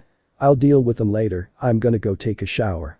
Naruto left the kitchen, grumbling to himself about revenge. That's a real good color of blush for you. Tsunami could at least have a bit of fun with him, giggling when his footsteps sped up. With him gone, she reached into her apron pocket and took out a picture of a sleeping Naruto post-makeup assault. Just because I didn't have a hand in it doesn't mean I won't use it against you. She laughed to herself, pocketing the picture. After his shower, Naruto came downstairs to see Fu and Noriko sitting at the table, shooting them a dirty look. I'm going to get you back for that, just you wait. He promised. Noriko used the dreaded puppy eyes jutsu on him or tried. I'm sorry, she said in an exaggerated, more childish voice. Okay, you're definitely part of the Inuzuka clan. That reminds me, Fu, did you decide what you're going to do? Are you going to go back to the hidden waterfall village? Naruto asked. No, I hate that place and never want to go back. Can I go to your village with you? Fu asked. I don't see why not, I'm sure the old man will be happy to have you. Naruto said. I can't let her meet Ino, that's just a disaster waiting to happen. He thought. Konoha, Inuzuka compound. Tsume had just sat down at the table with some coffee and the morning paper, both of her children walking in and grabbing a pair of apples off the table. What are you two up to today? She asked idly. I'm gonna go work on my fang over fang, I need to get more power behind it. Kiba said. The vet clinic is making me take my vacation, so I have nothing to do today, Hana said, pouting slightly. Drinking her coffee, Tsume had an idea and smirked. Well, I'm off duty today, so how about we have a girl's day out? We haven't had one of those in a while. Before Hana could answer, a tapping at the window got everyone's attention. Tsume walked over to the messenger bird and took the scroll, sitting back down at the table to read it. After just a few seconds, both her children could see she was incredibly upset with what she was reading. Mom, are you okay? They both asked. Jane J plans, the three of us are going on a trip. Tsume suddenly said. Where to? Kiba asked. The land of waves, it seems Naruto found a little girl he believes is at least half Inuzuka. Tsume answered, passing the letter to Hana, who was closest, 3 pictures falling out. Hana read through it quickly, passed it to Kiba, and picked up the pictures. He might be right, she does look like an Inuzuka, Hana commented, passing them to Kiba when he finished reading, getting a nod of agreement from him. Tsume stood up. I'm going to the Hokage to let him know we'll be out for the day, I want both of you at the front gate in 45 minutes. She said, receiving a pair of nods before she disappeared in a swirl of leaves. 2 minutes later, Hokage Tower. Tsume quickly made her way to the top of the tower and knocked on the door, stepping in when he said enter, seeing the Hokage at his desk, no paperwork hounding him, surprisingly. Good morning, Hokage-sama. Good morning, Tsume, now what brings you to my office so early in the morning? If I'm not mistaken, you have today off. Hiruzen commented. That's correct, but as I was sitting at breakfast with my kids, a messenger bird brought a scroll from Naruto. Tsume began. Hiruzen began to rub his temples. What has he done now? He bemoaned. Tsume handed him the scroll and pictures, seeing him smile as he read it. I see, so this is what you came here for. Yes, my children and I are going to head out to bring her home. Tsume said. Very well, the 3 of you have my permission to go pick up your clansmen, please make sure to tell Naruto how proud I am of him. Hiruzen said with a smile. I'll make sure to pass the message on. Tsume affirmed, smiling as well. I'll also be having the equivalent of an A rank missions pay to put in his file from my personal account done by this afternoon. Good luck, Tsume. Hiruzen said. The Inuzuka matriarch quickly made for the front gate of the village, seeing her children with their dogs. We're going to run at top speed with no brakes, we should be there within 5.5 hours. She said before the lot of them made for the trees and headed east. After a while, Hana spoke up. What are we gonna do with Noriko, Mom? I'm considering bringing her into the main family, with us. Tsume answered as she traversed the branches. It'd be nice to have another girl in the house, and I've always wanted a little sister, should be fun, Hana commented. 7:26 a.m., Wave Country, Mayuri's bunker. As Naruto walked up to the lab, he spoke to himself. Today, things are going to change. After today, I won't be the dead last anymore.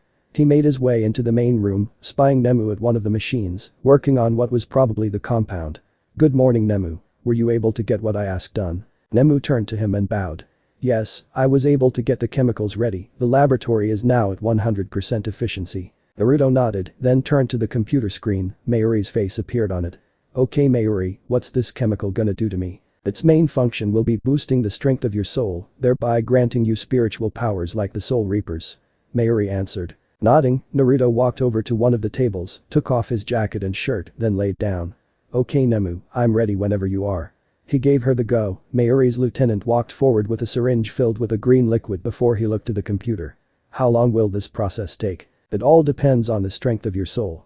Mayuri replied. Nemu injected Naruto in the arm, almost immediately knocking him out, only for the blonde to wake up in a strange room, with giant bars running from the floor to a high ceiling shrouded by darkness, a piece of paper with the word seal acting as a lock. From the darkness beyond the bars came two giant red eyes with slit pupils. "Well, if it isn't the little brat. What do you think you're doing here?" Kyuubi said. "Shut up, you stupid fox." Naruto responded immediately. "I was afraid he'd get your temper." An unseen man said. "Well, at least he got your sense of fashion and good looks." An unseen woman said. Naruto spun around at the strange voices and saw a blonde man and a red-haired woman. "Who are you?" "We're your parents."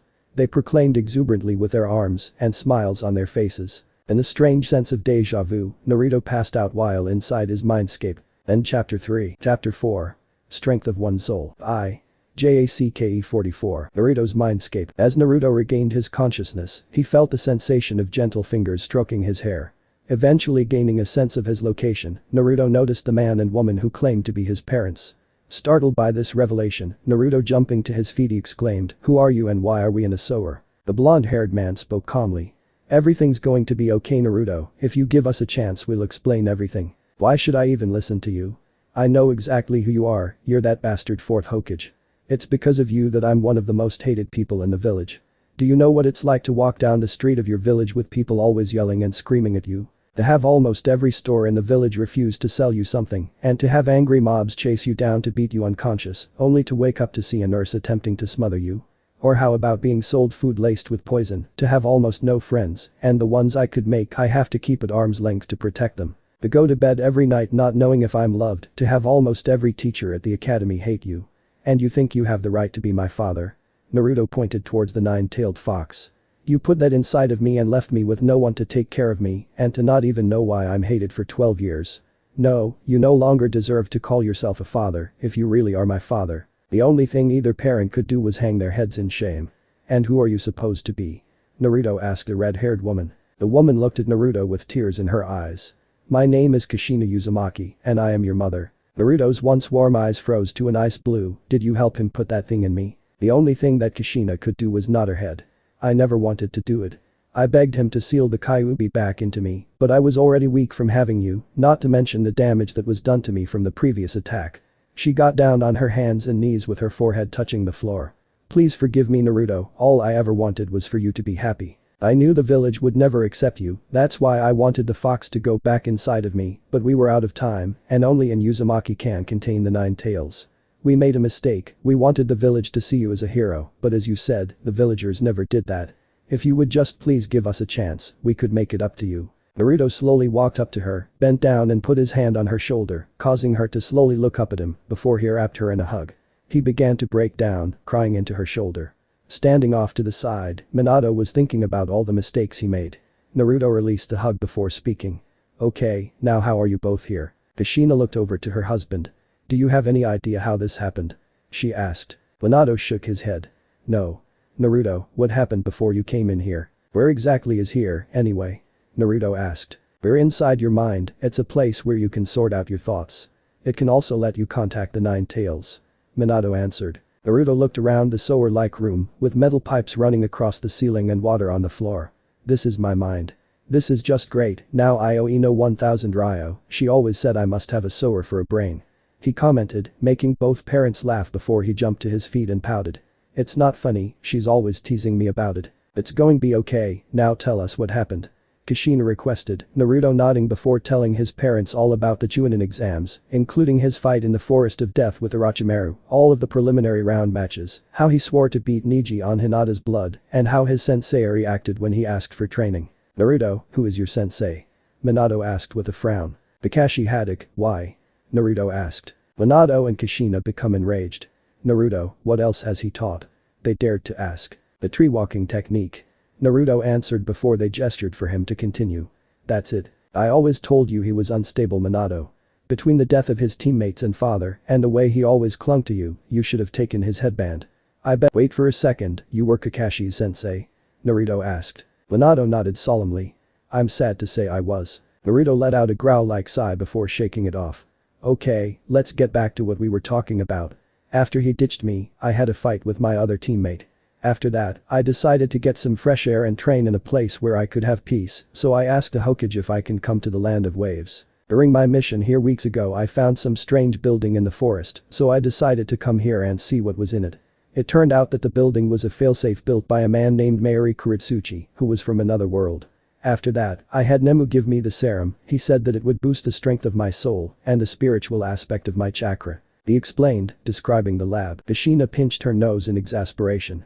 Naruto, that was incredibly reckless, you had no idea what was going to happen or what could have happened. She chastised. I know mom, but I really didn't have much choice. Naruto responded with a shrug. Minato snapped his fingers in realization.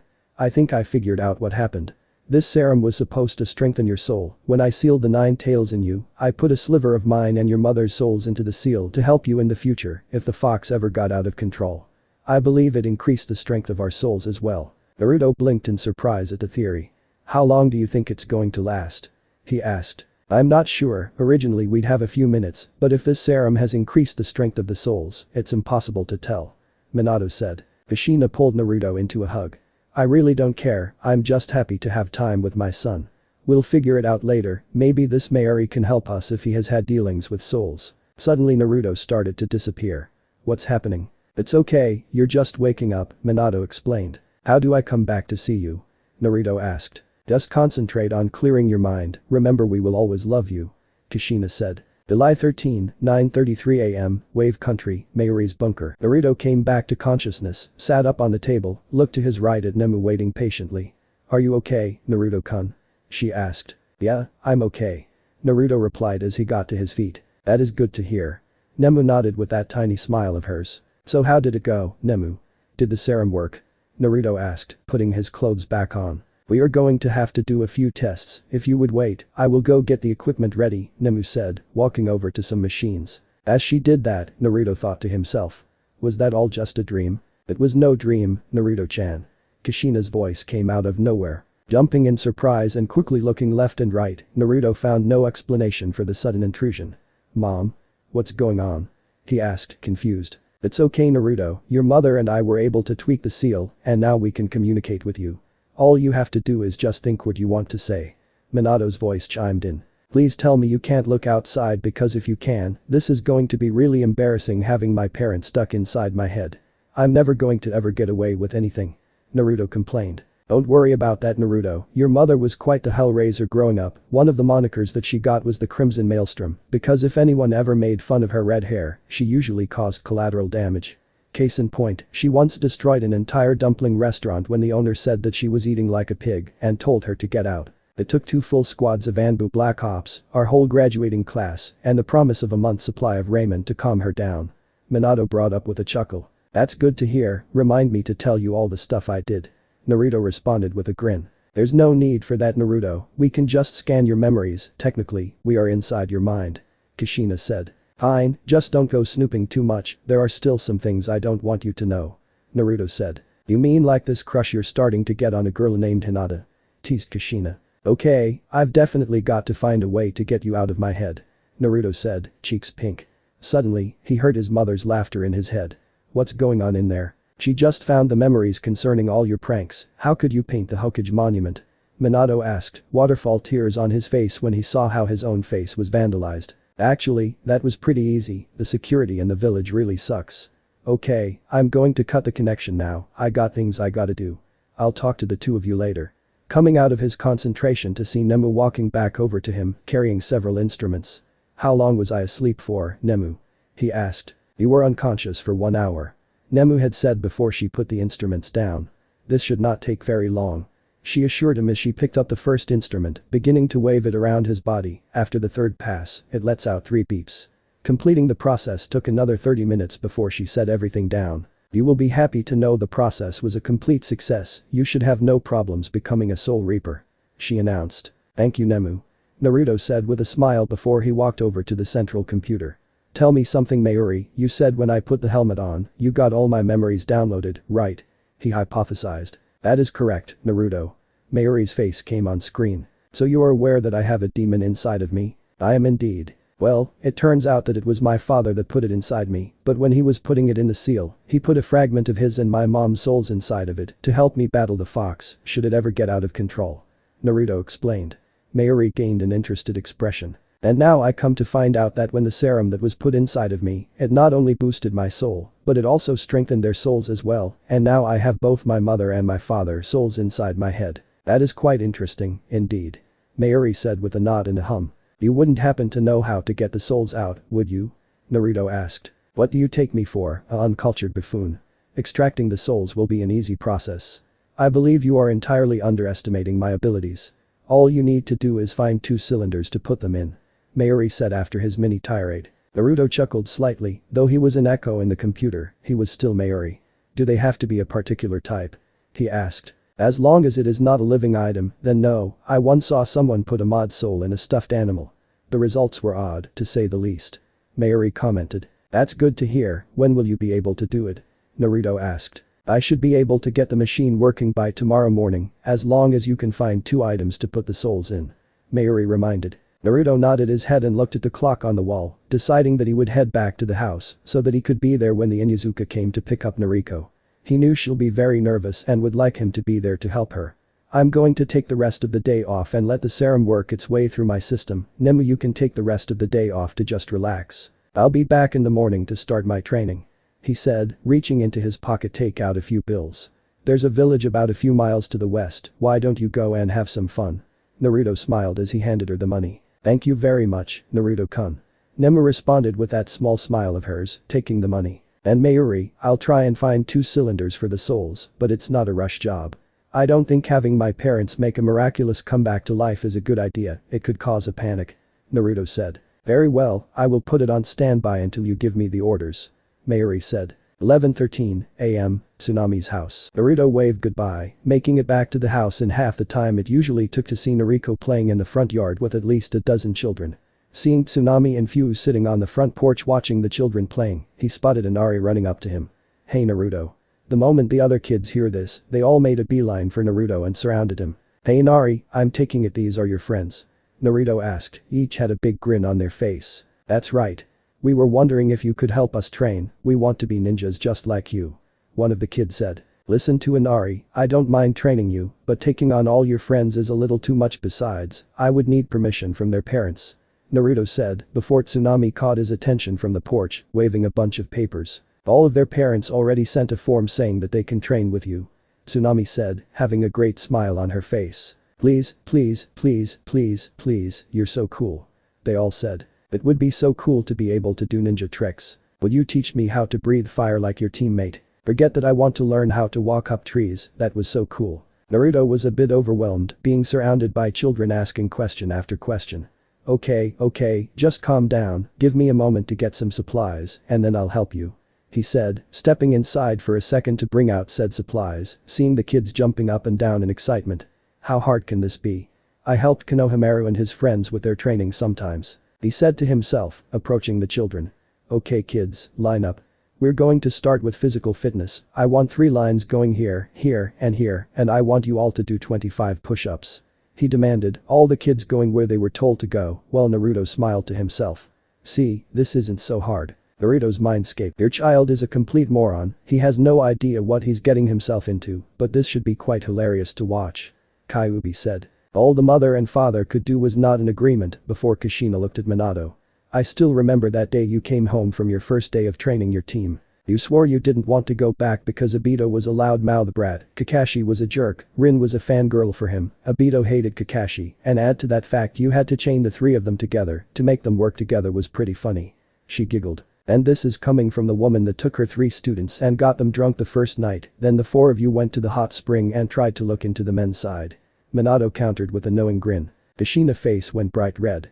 I thought we agreed never to mention that again. You're just embarrassed because out of the 4 of you, it was you that got caught and your 3 students managed to run away, Minato said. Kushina turned away, her face bright red, while Minato laughed at her reaction. 1:16 p.m., Tazuna's backyard. After 2 hours of being a sensei, Naruto was ready to rip his hair out if the kids weren't asking for techniques, they were trying to slack off, and a few of the girls kept getting into trouble by flirting with a few of the boys instead of doing the exercises Naruto told them to do.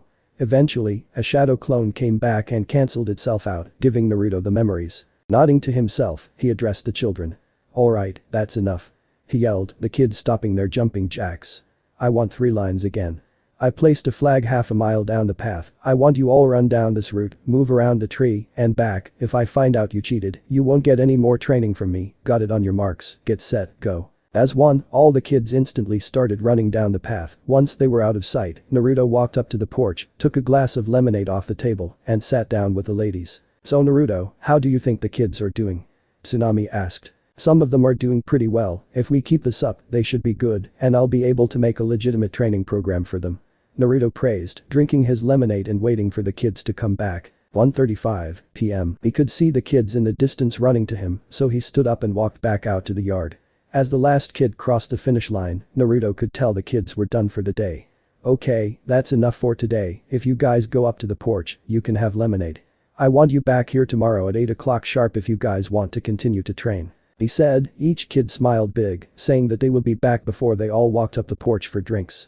Lost in thought, he wasn't paying attention to the three sources of noise barreling towards him, and thus paid for it when he was tackled by three large dogs, each one licking his face, as he valiantly attempted to pry the three of them off. He's over here.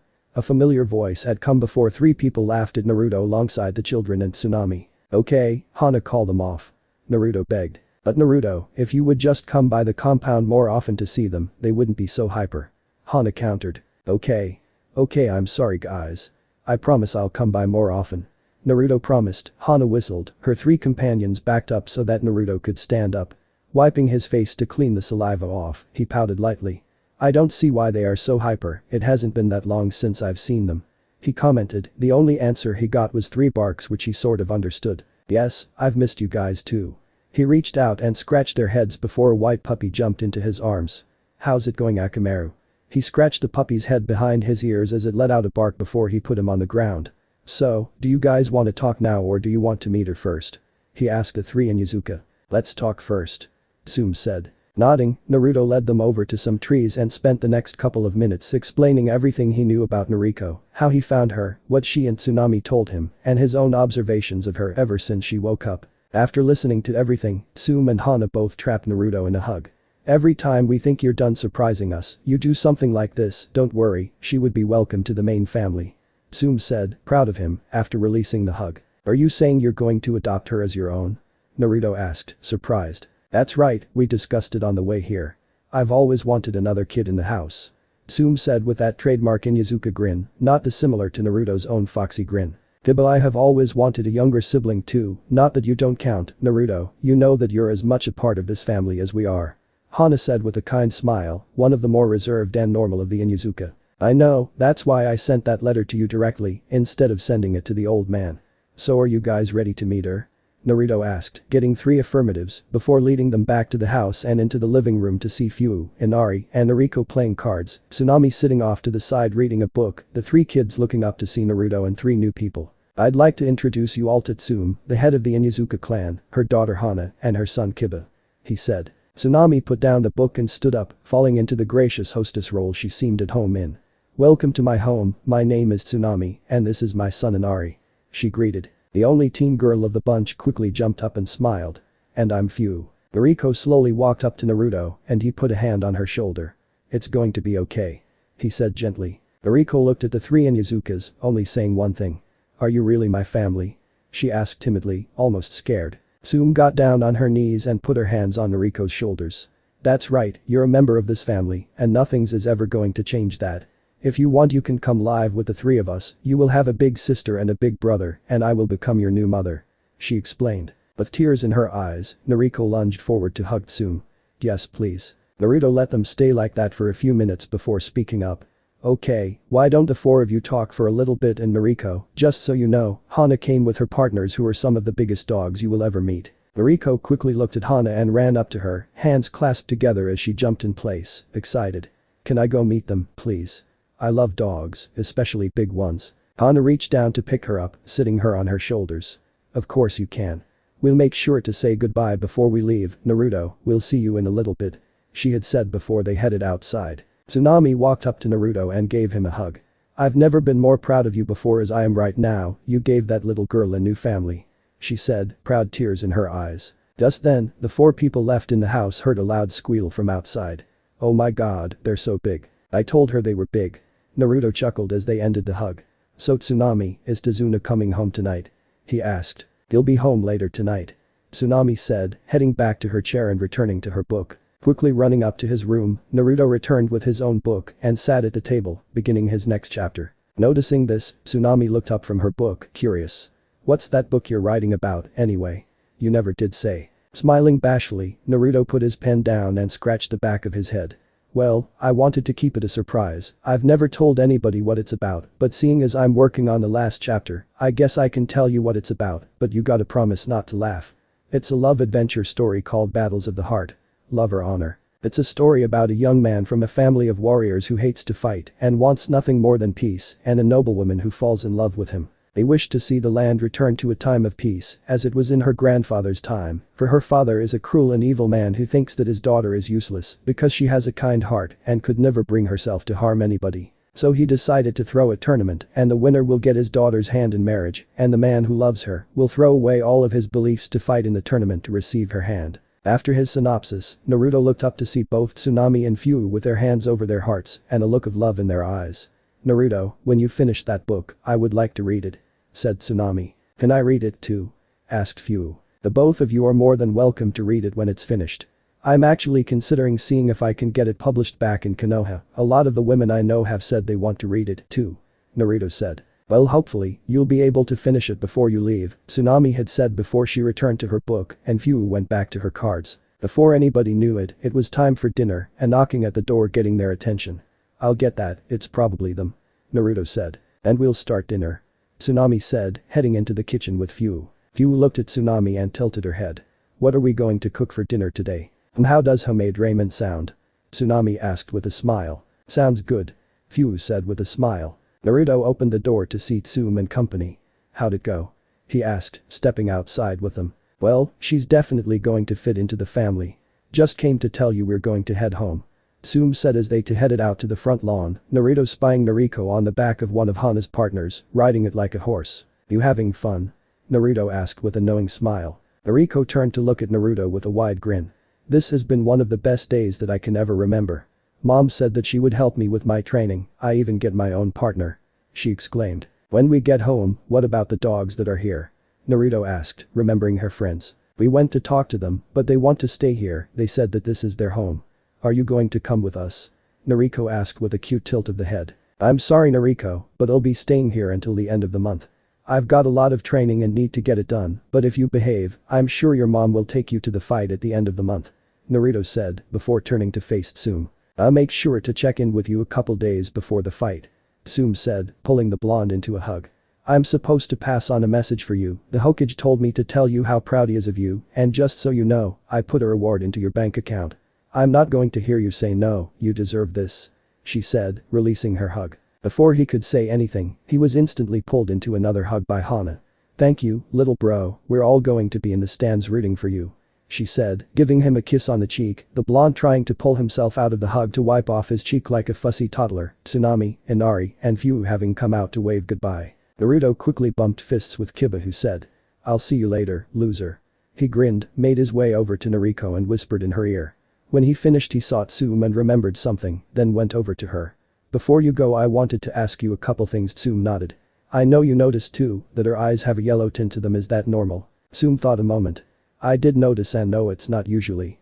The only cases I've heard of something like this happening is when one of the parents isn't an Inuzuka, but we rarely marry or have kids outside the clan, but we're large enough to maintain genetic diversity." Naruto nodded. "My other question I don't think I mentioned in the letter. I told you her mom was one of Gato's playthings, and when we killed him she ran away and left Nariko, but how could a Inuzuka do that? Have any Inuzuka women ever been lost on a mission?" Tsume looked down at Naruto, almost glaring.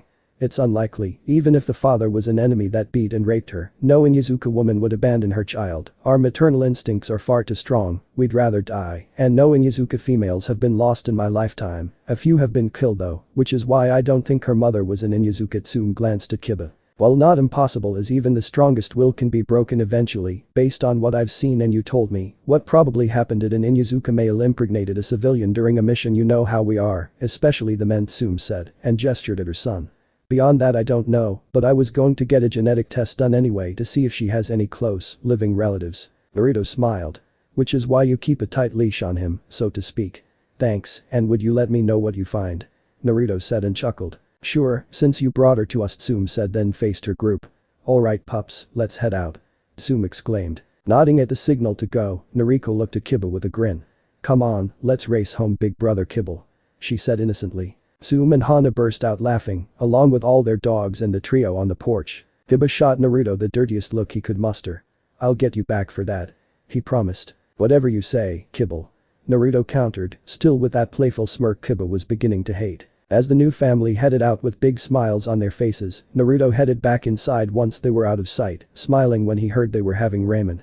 Later that night, as he laid in bed, the only thing he could think about was what type of cylinder he was going to put his parents in. It would have to be inconspicuous, can't raise suspicion. He told himself before eventually falling asleep. July 14, 7:40 a.m., Tsunami's house. Both Tazuna and Tsunami were suddenly awoken by a loud scream coming from Inari's bedroom. Rushing out of their rooms, they saw Naruto walking out of Inari's room with an empty bucket and a grin. You have 20 minutes to be outside, or I'm tossing you into the ocean. He called back before seeing the looks on their faces. He wants to be a ninja. Well, we're up at the crack of dawn for our training. I've already started on a pot of coffee for you both. He said, heading downstairs with Tazuna and Tsunami in tow. Checking into Fu's room, Tsunami shook her head. That girl can sleep through anything. Exactly 5 seconds short of his promised threat, Naruto was out on the front lawn, looking at a watch he brought with him, looking up to see Inari running to stand in front of him, the other children joining them just short of Hurricane Naruto's descent, saving their young innocent lives. You know the drill, line up. Today, we'll be focusing on a technique referred to as the leaf exercise. It's one of the most basic chakra techniques taught in the academy, and it'll help you unlock your chakra. I want each of you to go get a leaf from the trees, come back, and sit down.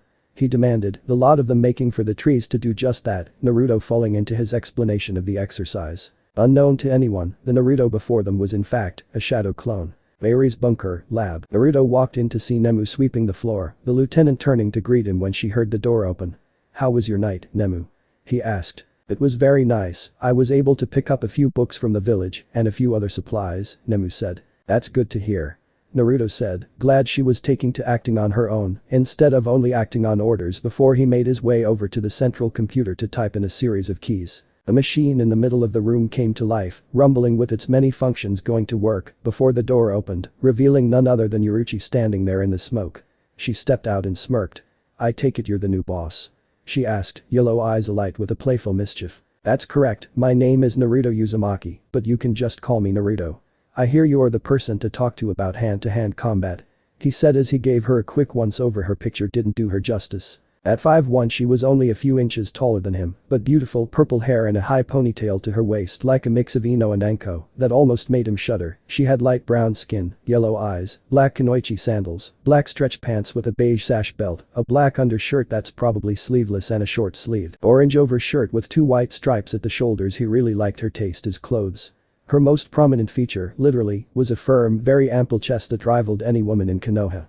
He wasn't surprised she wasn't carrying a sword, but she could get one easily. Irichi's smirk got a little bigger, she's seen him give her a once-over, and that he lingered briefly on her chest.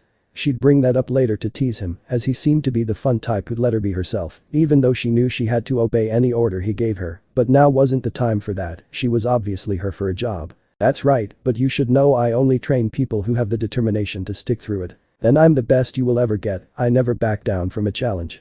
Naruto proclaimed. Then let's find a training room and get started. Yuruchi said. End chapter 4. Chapter 5. Training. And a shiny new sword. JACKE 44. July 14, 7:45 a.m., Mayuri's bunker, training room 4. Naruto led Yuruchi to the area with the training rooms. There were 5 that he'd found, and room 4 was the biggest, mainly because room 5 was locked, and even now he didn't know how to open it. They entered the room and found it already active. He led her down what almost looked like a path through the dense woods to the training area, a large clearing with scattered trees, wildlife, and an artificial sky. It all looked no different than their real-world counterparts. Pretty impressive, isn't it? I've built several of these through the confines of the bunker. Yuruchi commented, proud of her work. The stunned Naruto absent-mindedly observed the possibilities with the new training ground. So fish cake, what is it that you need help with? Yuruchi asked with a smirk. Snapping out of his daze, Naruto mumbled a few compliments that would have made Anko blush. In a little under a month I'll be fighting in a tournament. My opponent's name is Niji Hyuga. He specializes in hand-to-hand combat and has an ability unique to his clan that allows him to see 360 degrees and chakra points. Naruto elaborated. Yuruchi let out a low whistle at that seemingly simple ability. That would be a nice ability to have, so tell me, why do you want to beat him so badly? She asked. A solemn face overtook his usual playful expression. Naruto looked up at her. According to the computer's data, you are from a prestigious family. He stated, seemingly off topic. That's right, and I'm the head of one of the 4 noble houses. Does that have something to do with this? She asked, following him as he sat down on a rock and told her everything that happened with Hinata and her cousin. Brows furrowed in anger and annoyance, she scowled. That right there is the reason I left my family. I always hated putting the family reputation before my beliefs. My family always wanted me to be some delicate flower. They never wanted me to fight, and all they ever wanted me to do was look cute and stand there. From what you've told me, it's the opposite of what they were doing to me here, and they want her to be some hardcore fighter when she's the one that is the delicate flower. She observed. Naruto shook his head. That's not entirely true. Hinata might be soft and not speak up, but she just doesn't show how strong she is. It's just that she has low self-esteem when she was fighting Niji. I could see it in her eyes. Hinata was trying her hardest to fight him to prove that she is not a failure, and even after he had beaten her to a pulp, she still stood up and was ready to fight. If the sensei hadn't intervened, he would have killed her. That's the reason I want to win not only my fight, but the whole tournament, to prove to everybody that even a failure can win. I not only swore on her blood, but I also swore on my soul, and I never break a promise. He declared resolutely. The only thing that Yuruchi thought at that moment was that this kid reminded her of Ichigo. Okay Naruto, I want you to take a fighting stance. She said she needed to know where they would start. As Naruto did just that, her face became akin to a raging demon. Who the heck taught you that stance? Because whoever did it was trying to get you killed. There are more holes in that stance than I can count.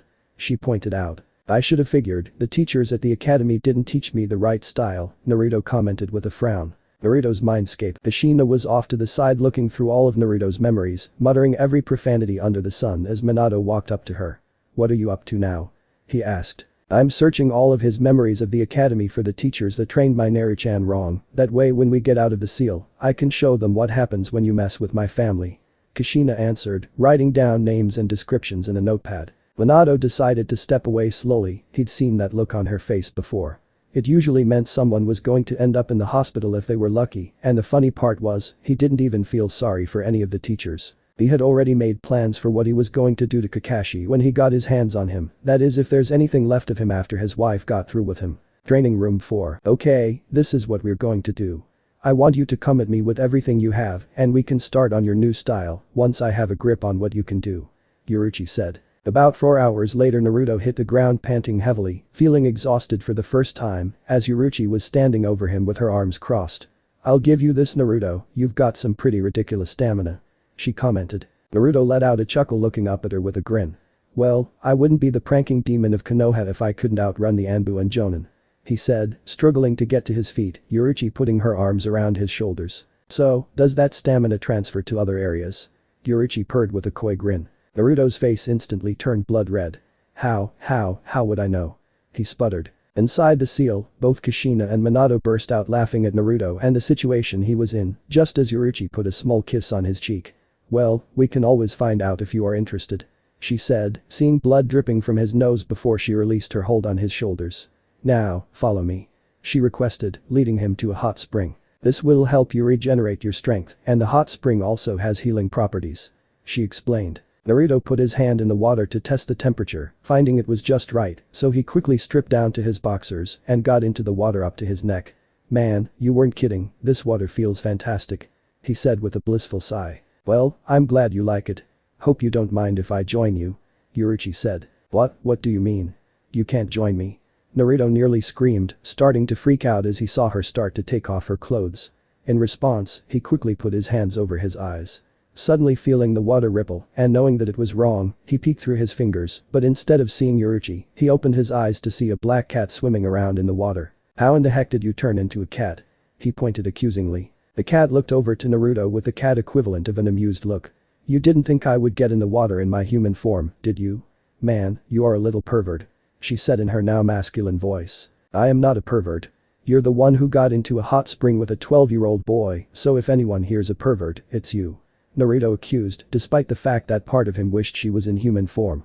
Yes, that may be true, but you are the one who stripped down to his boxers in front of a lady of high society. You know, technically speaking, if the laws of this land are the same as mine, we would have to get married.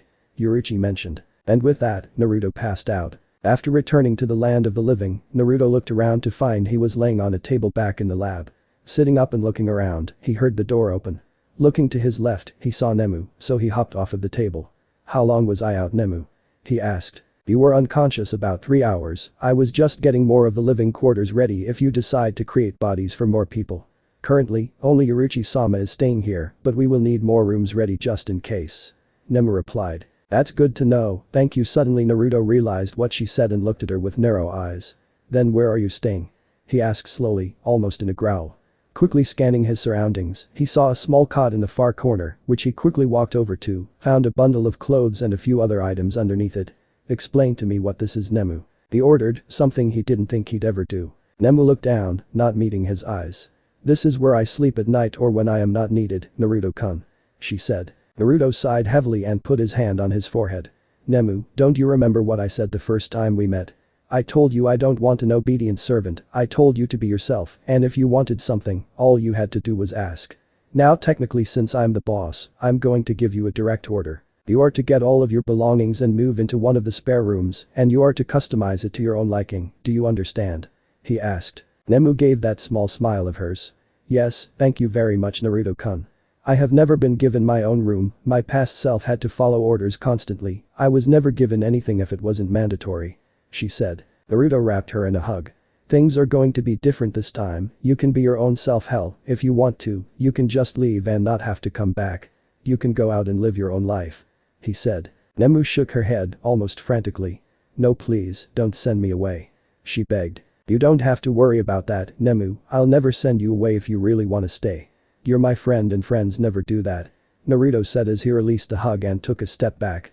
"Now, I got a few things I want you to do tonight for me after you get your new room ready," he requested. Nemu smiled slightly and wiped the tears out of her eyes before nodding. "I want you to continue to make more of that compound that makes a soul reaper, I have a feeling that I'm going to need more of it," he said. Nemu nodded her head.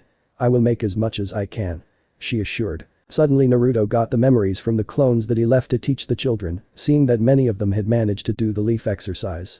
Realizing that the kids get too distracted outside, he brainstormed for a bit before snapping his fingers at a new idea.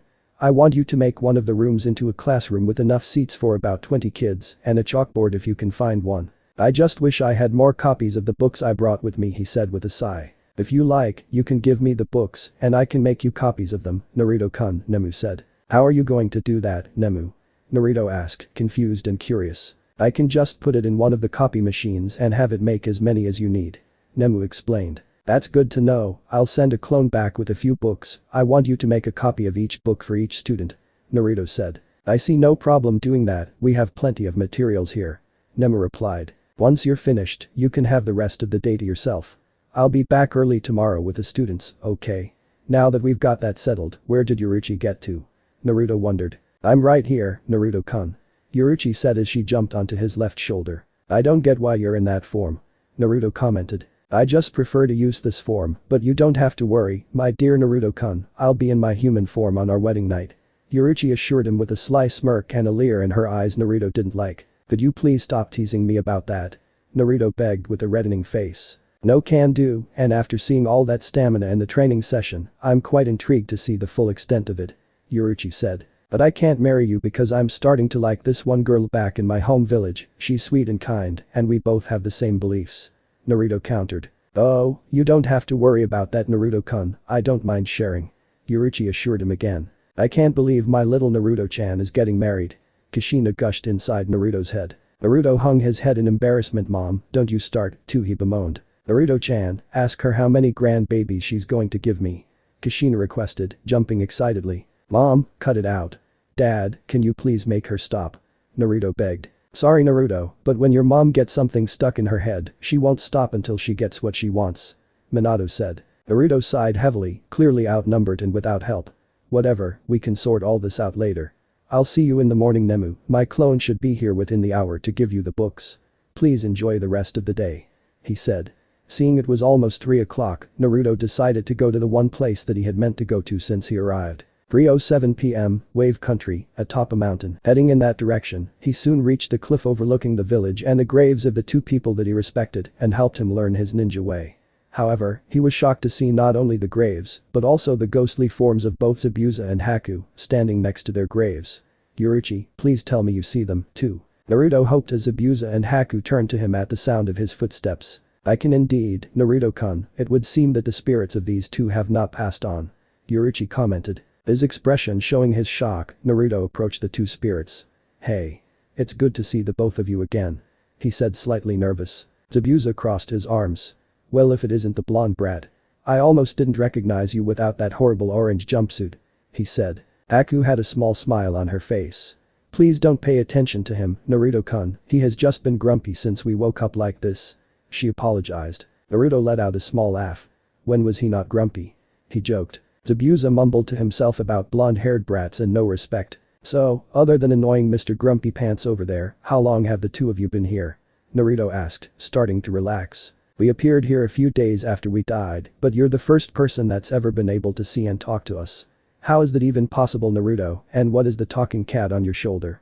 Haku queried with an almost cute tilt of the head. Nodding, Naruto gave them the full explanation of everything that had transpired since the battle on the bridge. Understandably, they were angry. Now I really wish that I had killed Kakashi when I had the chance. Zabuza commented. I'm so sorry to hear they did that, Naruto-kun. Haku said. It's okay, let's not talk about the past. Suddenly a new idea popped into Naruto's head as a piece of information from the conversation he had yesterday with Mayuri came to him. If I could give both of you a new body, would you take it? He asked. Brat, if you can give me a new body I'd teach you every jutsu I have in my arsenal. Zabuza said, almost chuckling at the idea of a new body, and unless he had some crazy kinjutsu, there was little hope of that. I would appreciate that too, Naruto-kun, but how are you going to accomplish that? Haku asked politely. You just leave that to me. I can't do it tonight, but I would gladly do it tomorrow for you. Naruto said before looking at Yorichi. Would you take them back to the lab for me, please, and inform Mayuri, see if he can do the same thing with them he says he's going to do with my parents. He'll know what you mean. He requested. I'll be happy to do that for you, Naruto-kun. Yorichi said, jumping from his shoulder before she suddenly started to glow. When the light died down, she was standing in her human form in all of her naked glory. Naruto's face was bright red, Zabuza was just awed. Naruto quickly took off his coat and tossed it to her. After putting it on and turning to head back, she paused and looked over her shoulder with a perverted smirk. Are you sure you don't want another look? She asked. Naruto pinched the bridge of his nose. Just go already, he growled out exasperatedly. Seeing this made Zabuza fall to the ground laughing. Haku walked over to him. Act your age, Zabuza.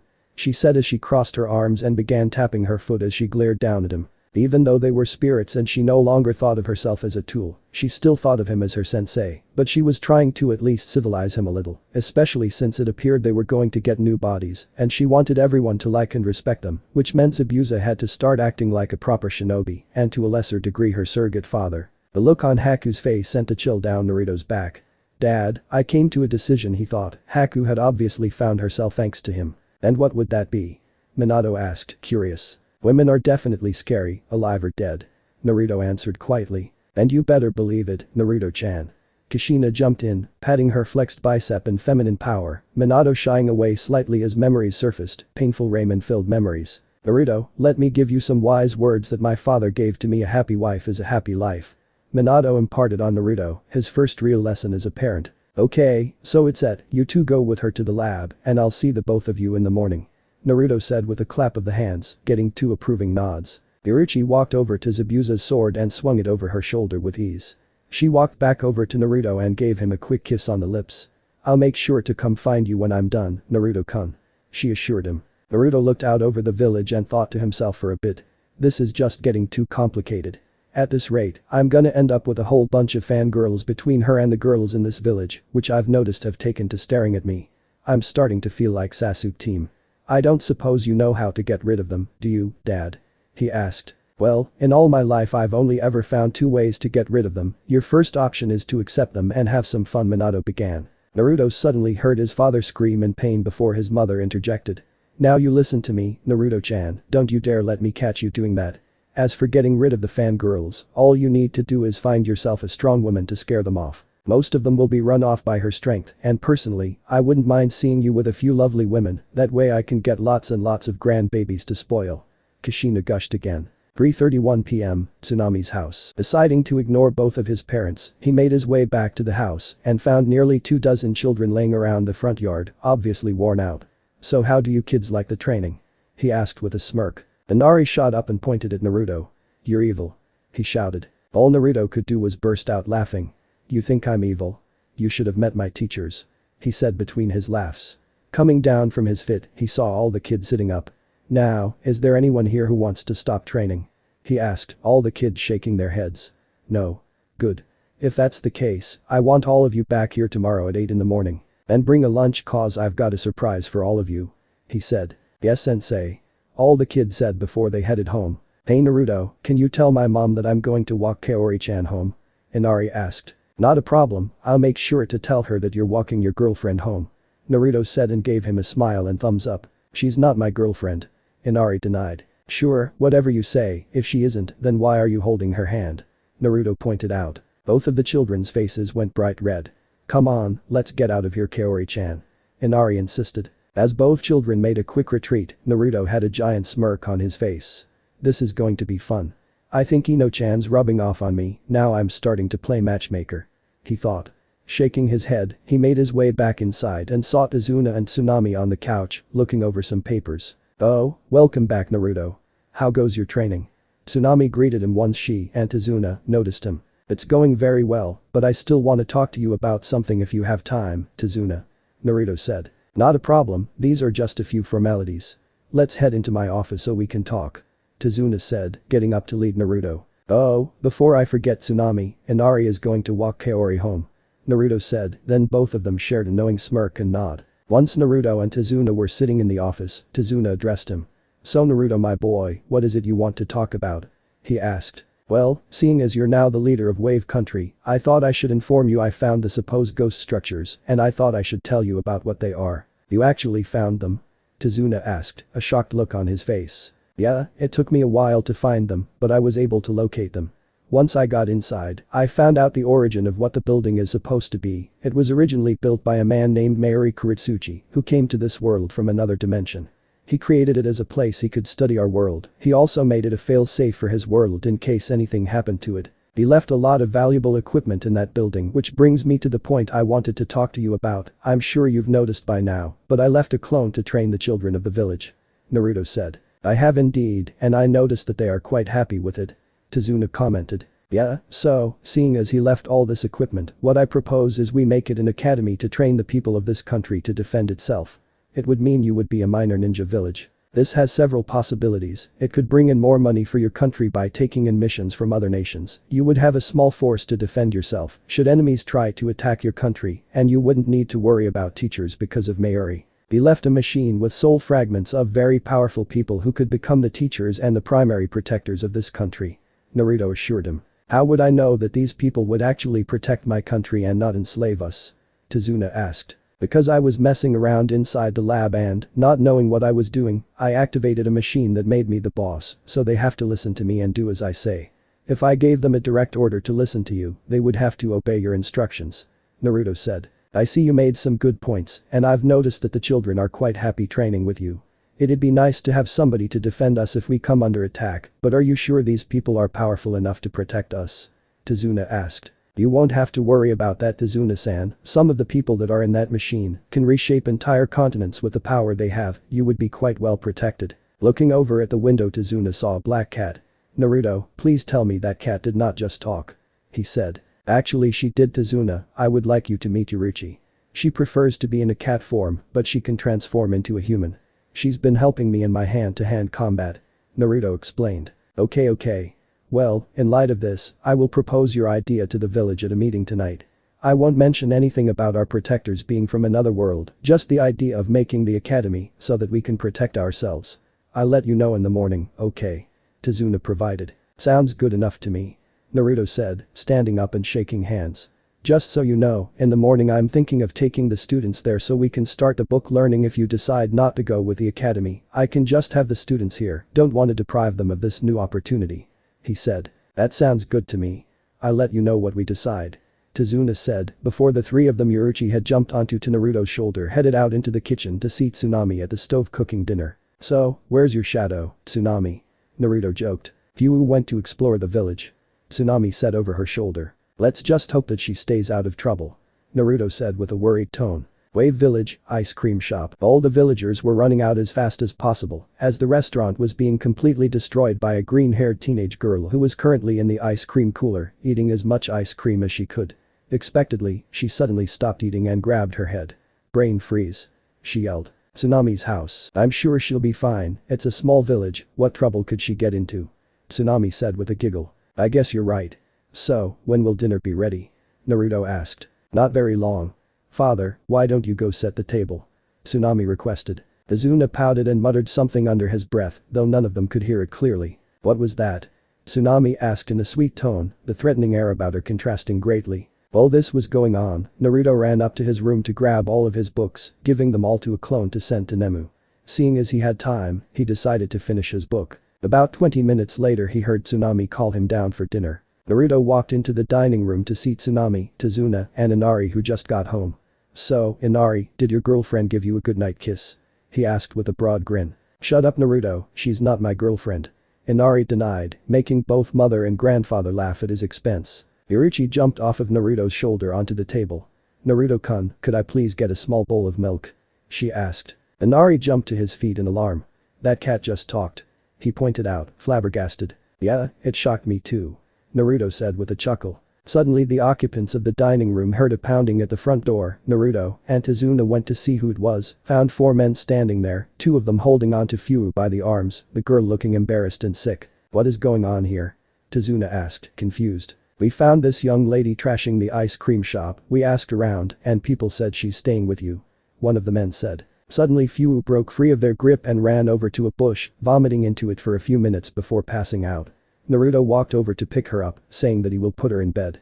Once they were inside, he heard her talking in her sleep. I am never eating ice cream again, she whined almost like a puppy. As he passed the dining room, Naruto ducked inside for a second. We've got to keep a closer eye on her now, she just trashed the ice cream shop. Could you get me a wet washcloth and help me clean her up? He asked. Okay, head up to the room and I'll get the supplies. Tsunami said. After everything had finally settled down for the night, Naruto was sitting at the desk in his room, closing his book with a satisfied smile. It's finally finished. I'm quite happy with the way it came out. He said. Naruto-chan, I spent some time looking at the book and I'm quite happy with the way it came out too. I'm sure it's going to be very popular with women and young girls. Kushina gave her blessing. I'll see what I can do about getting it published.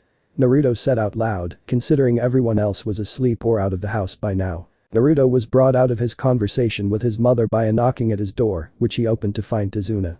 I'm sorry to disturb you so late, and I know I said I would tell you in the morning, but I figured you'd like to know as soon as possible. The meeting went well, and we've decided to go with your idea of making an academy. We would also like to know if any of the adults can join the academy as well. He said. I don't see why not, but we can sort all this out later. Have a good night, I'll see you in the morning. Naruto said, deciding to turn in for the evening. Despite his protests, Orochi made his chest her pillow, which he decided to just let her do before he went to sleep. Waking up bright and early the next morning, he walked down the stairs to see Inari at the table, before he grabbed a few pieces of toast. You ready for today's training? He asked. You bet I am. I'm going to train really hard so I can kick your butt one day. Inari declared. Sure you will. Do you have your lunch ready? Naruto asked. Yep. Inari said before he turned to face his mother to give her a quick hug before they both stepped out to the front lawn to see all of the children from yesterday. You lot bring your lunches like you were supposed to? Naruto asked with a grin. Yes, sensei. Okay, then follow me. Naruto led the way to the lab in the forest, all of the children looking at it with amazement in their eyes. They were met with Nemu waiting for them. Good morning Naruto-kun, I was able to do all you asked for last night. If you would follow me, I will show you to the classroom. She said, leading the way. Walking into the new classroom, Naruto saw a bunch of desks and a large chalkboard on the far wall. It's just like the academy in Konoha. He though, quickly making a shadow clone. Okay kids, you're to listen to this clone and do as he says. If you misbehave, you'll be thrown out, do you all understand me? He asked. Yes, sensei. Good, have fun. Naruto gave them a smirk, which was shared by his clone before he left. Orochi, in her human form, suddenly appeared from wherever she went when she wasn't teasing Naruto, following him to the central lab. So, Naruto-kun, what are we going to do today? She asked. I want to get my Zanpakuto. Naruto said quietly, walking over to the machine that he was told could get him his sword, a small screen appearing on the side with Mayuri's face. I see you have decided to get his Zanpakuto. Mayuri pointed out. That's right, so how do I work this machine? Naruto asked. It's quite easily done, all you need to do is put one of the blank swords in the cabinet to your left in the slot in the middle of the machine, then you put as much of your spirit energy as you can into it, then you will be pulled into the sword. There, you will meet the spirit of your sword, if it deems you worthy, you will be able to wield it. Mayuri explained. Doing as he was told, once the sword was in place he put his hand on it. Well, here goes nothing. He muttered, pushing all the spiritual energy he could muster into it, then his entire world became black for a few seconds, before he found himself standing on a large ocean with no land in sight. He looked up to see the sky was full of stars and the greatest full moon he had ever seen. So, you are the one chosen to wield my power. The voice of a small girl caught Naruto's attention, causing him to spin around to see a young girl in a blue yukata with silver stars printed on it. Who are you? Naruto asked. My name is. The girl was cut off by silence. It's not that she stopped speaking, it was more like a tangible nothing asserted itself when she attempted to speak her name. Loli-chan, I can't hear your name, can you speak louder for me? After throwing a small, but admittedly cute tantrum, the lowly spirit finally answered, I'm not a lowly, Kami dammit. And I just need you to answer a question to be worthy of my power. End chapter 5. What if Naruto Prodigy Shinigami Chunin exams? Thanks for watching my video till the end. If you enjoy this content, then do consider subscribing to my channel and leave a like if you guys need the next part, comment down, and thanks for watching the video and see you guys in the next video.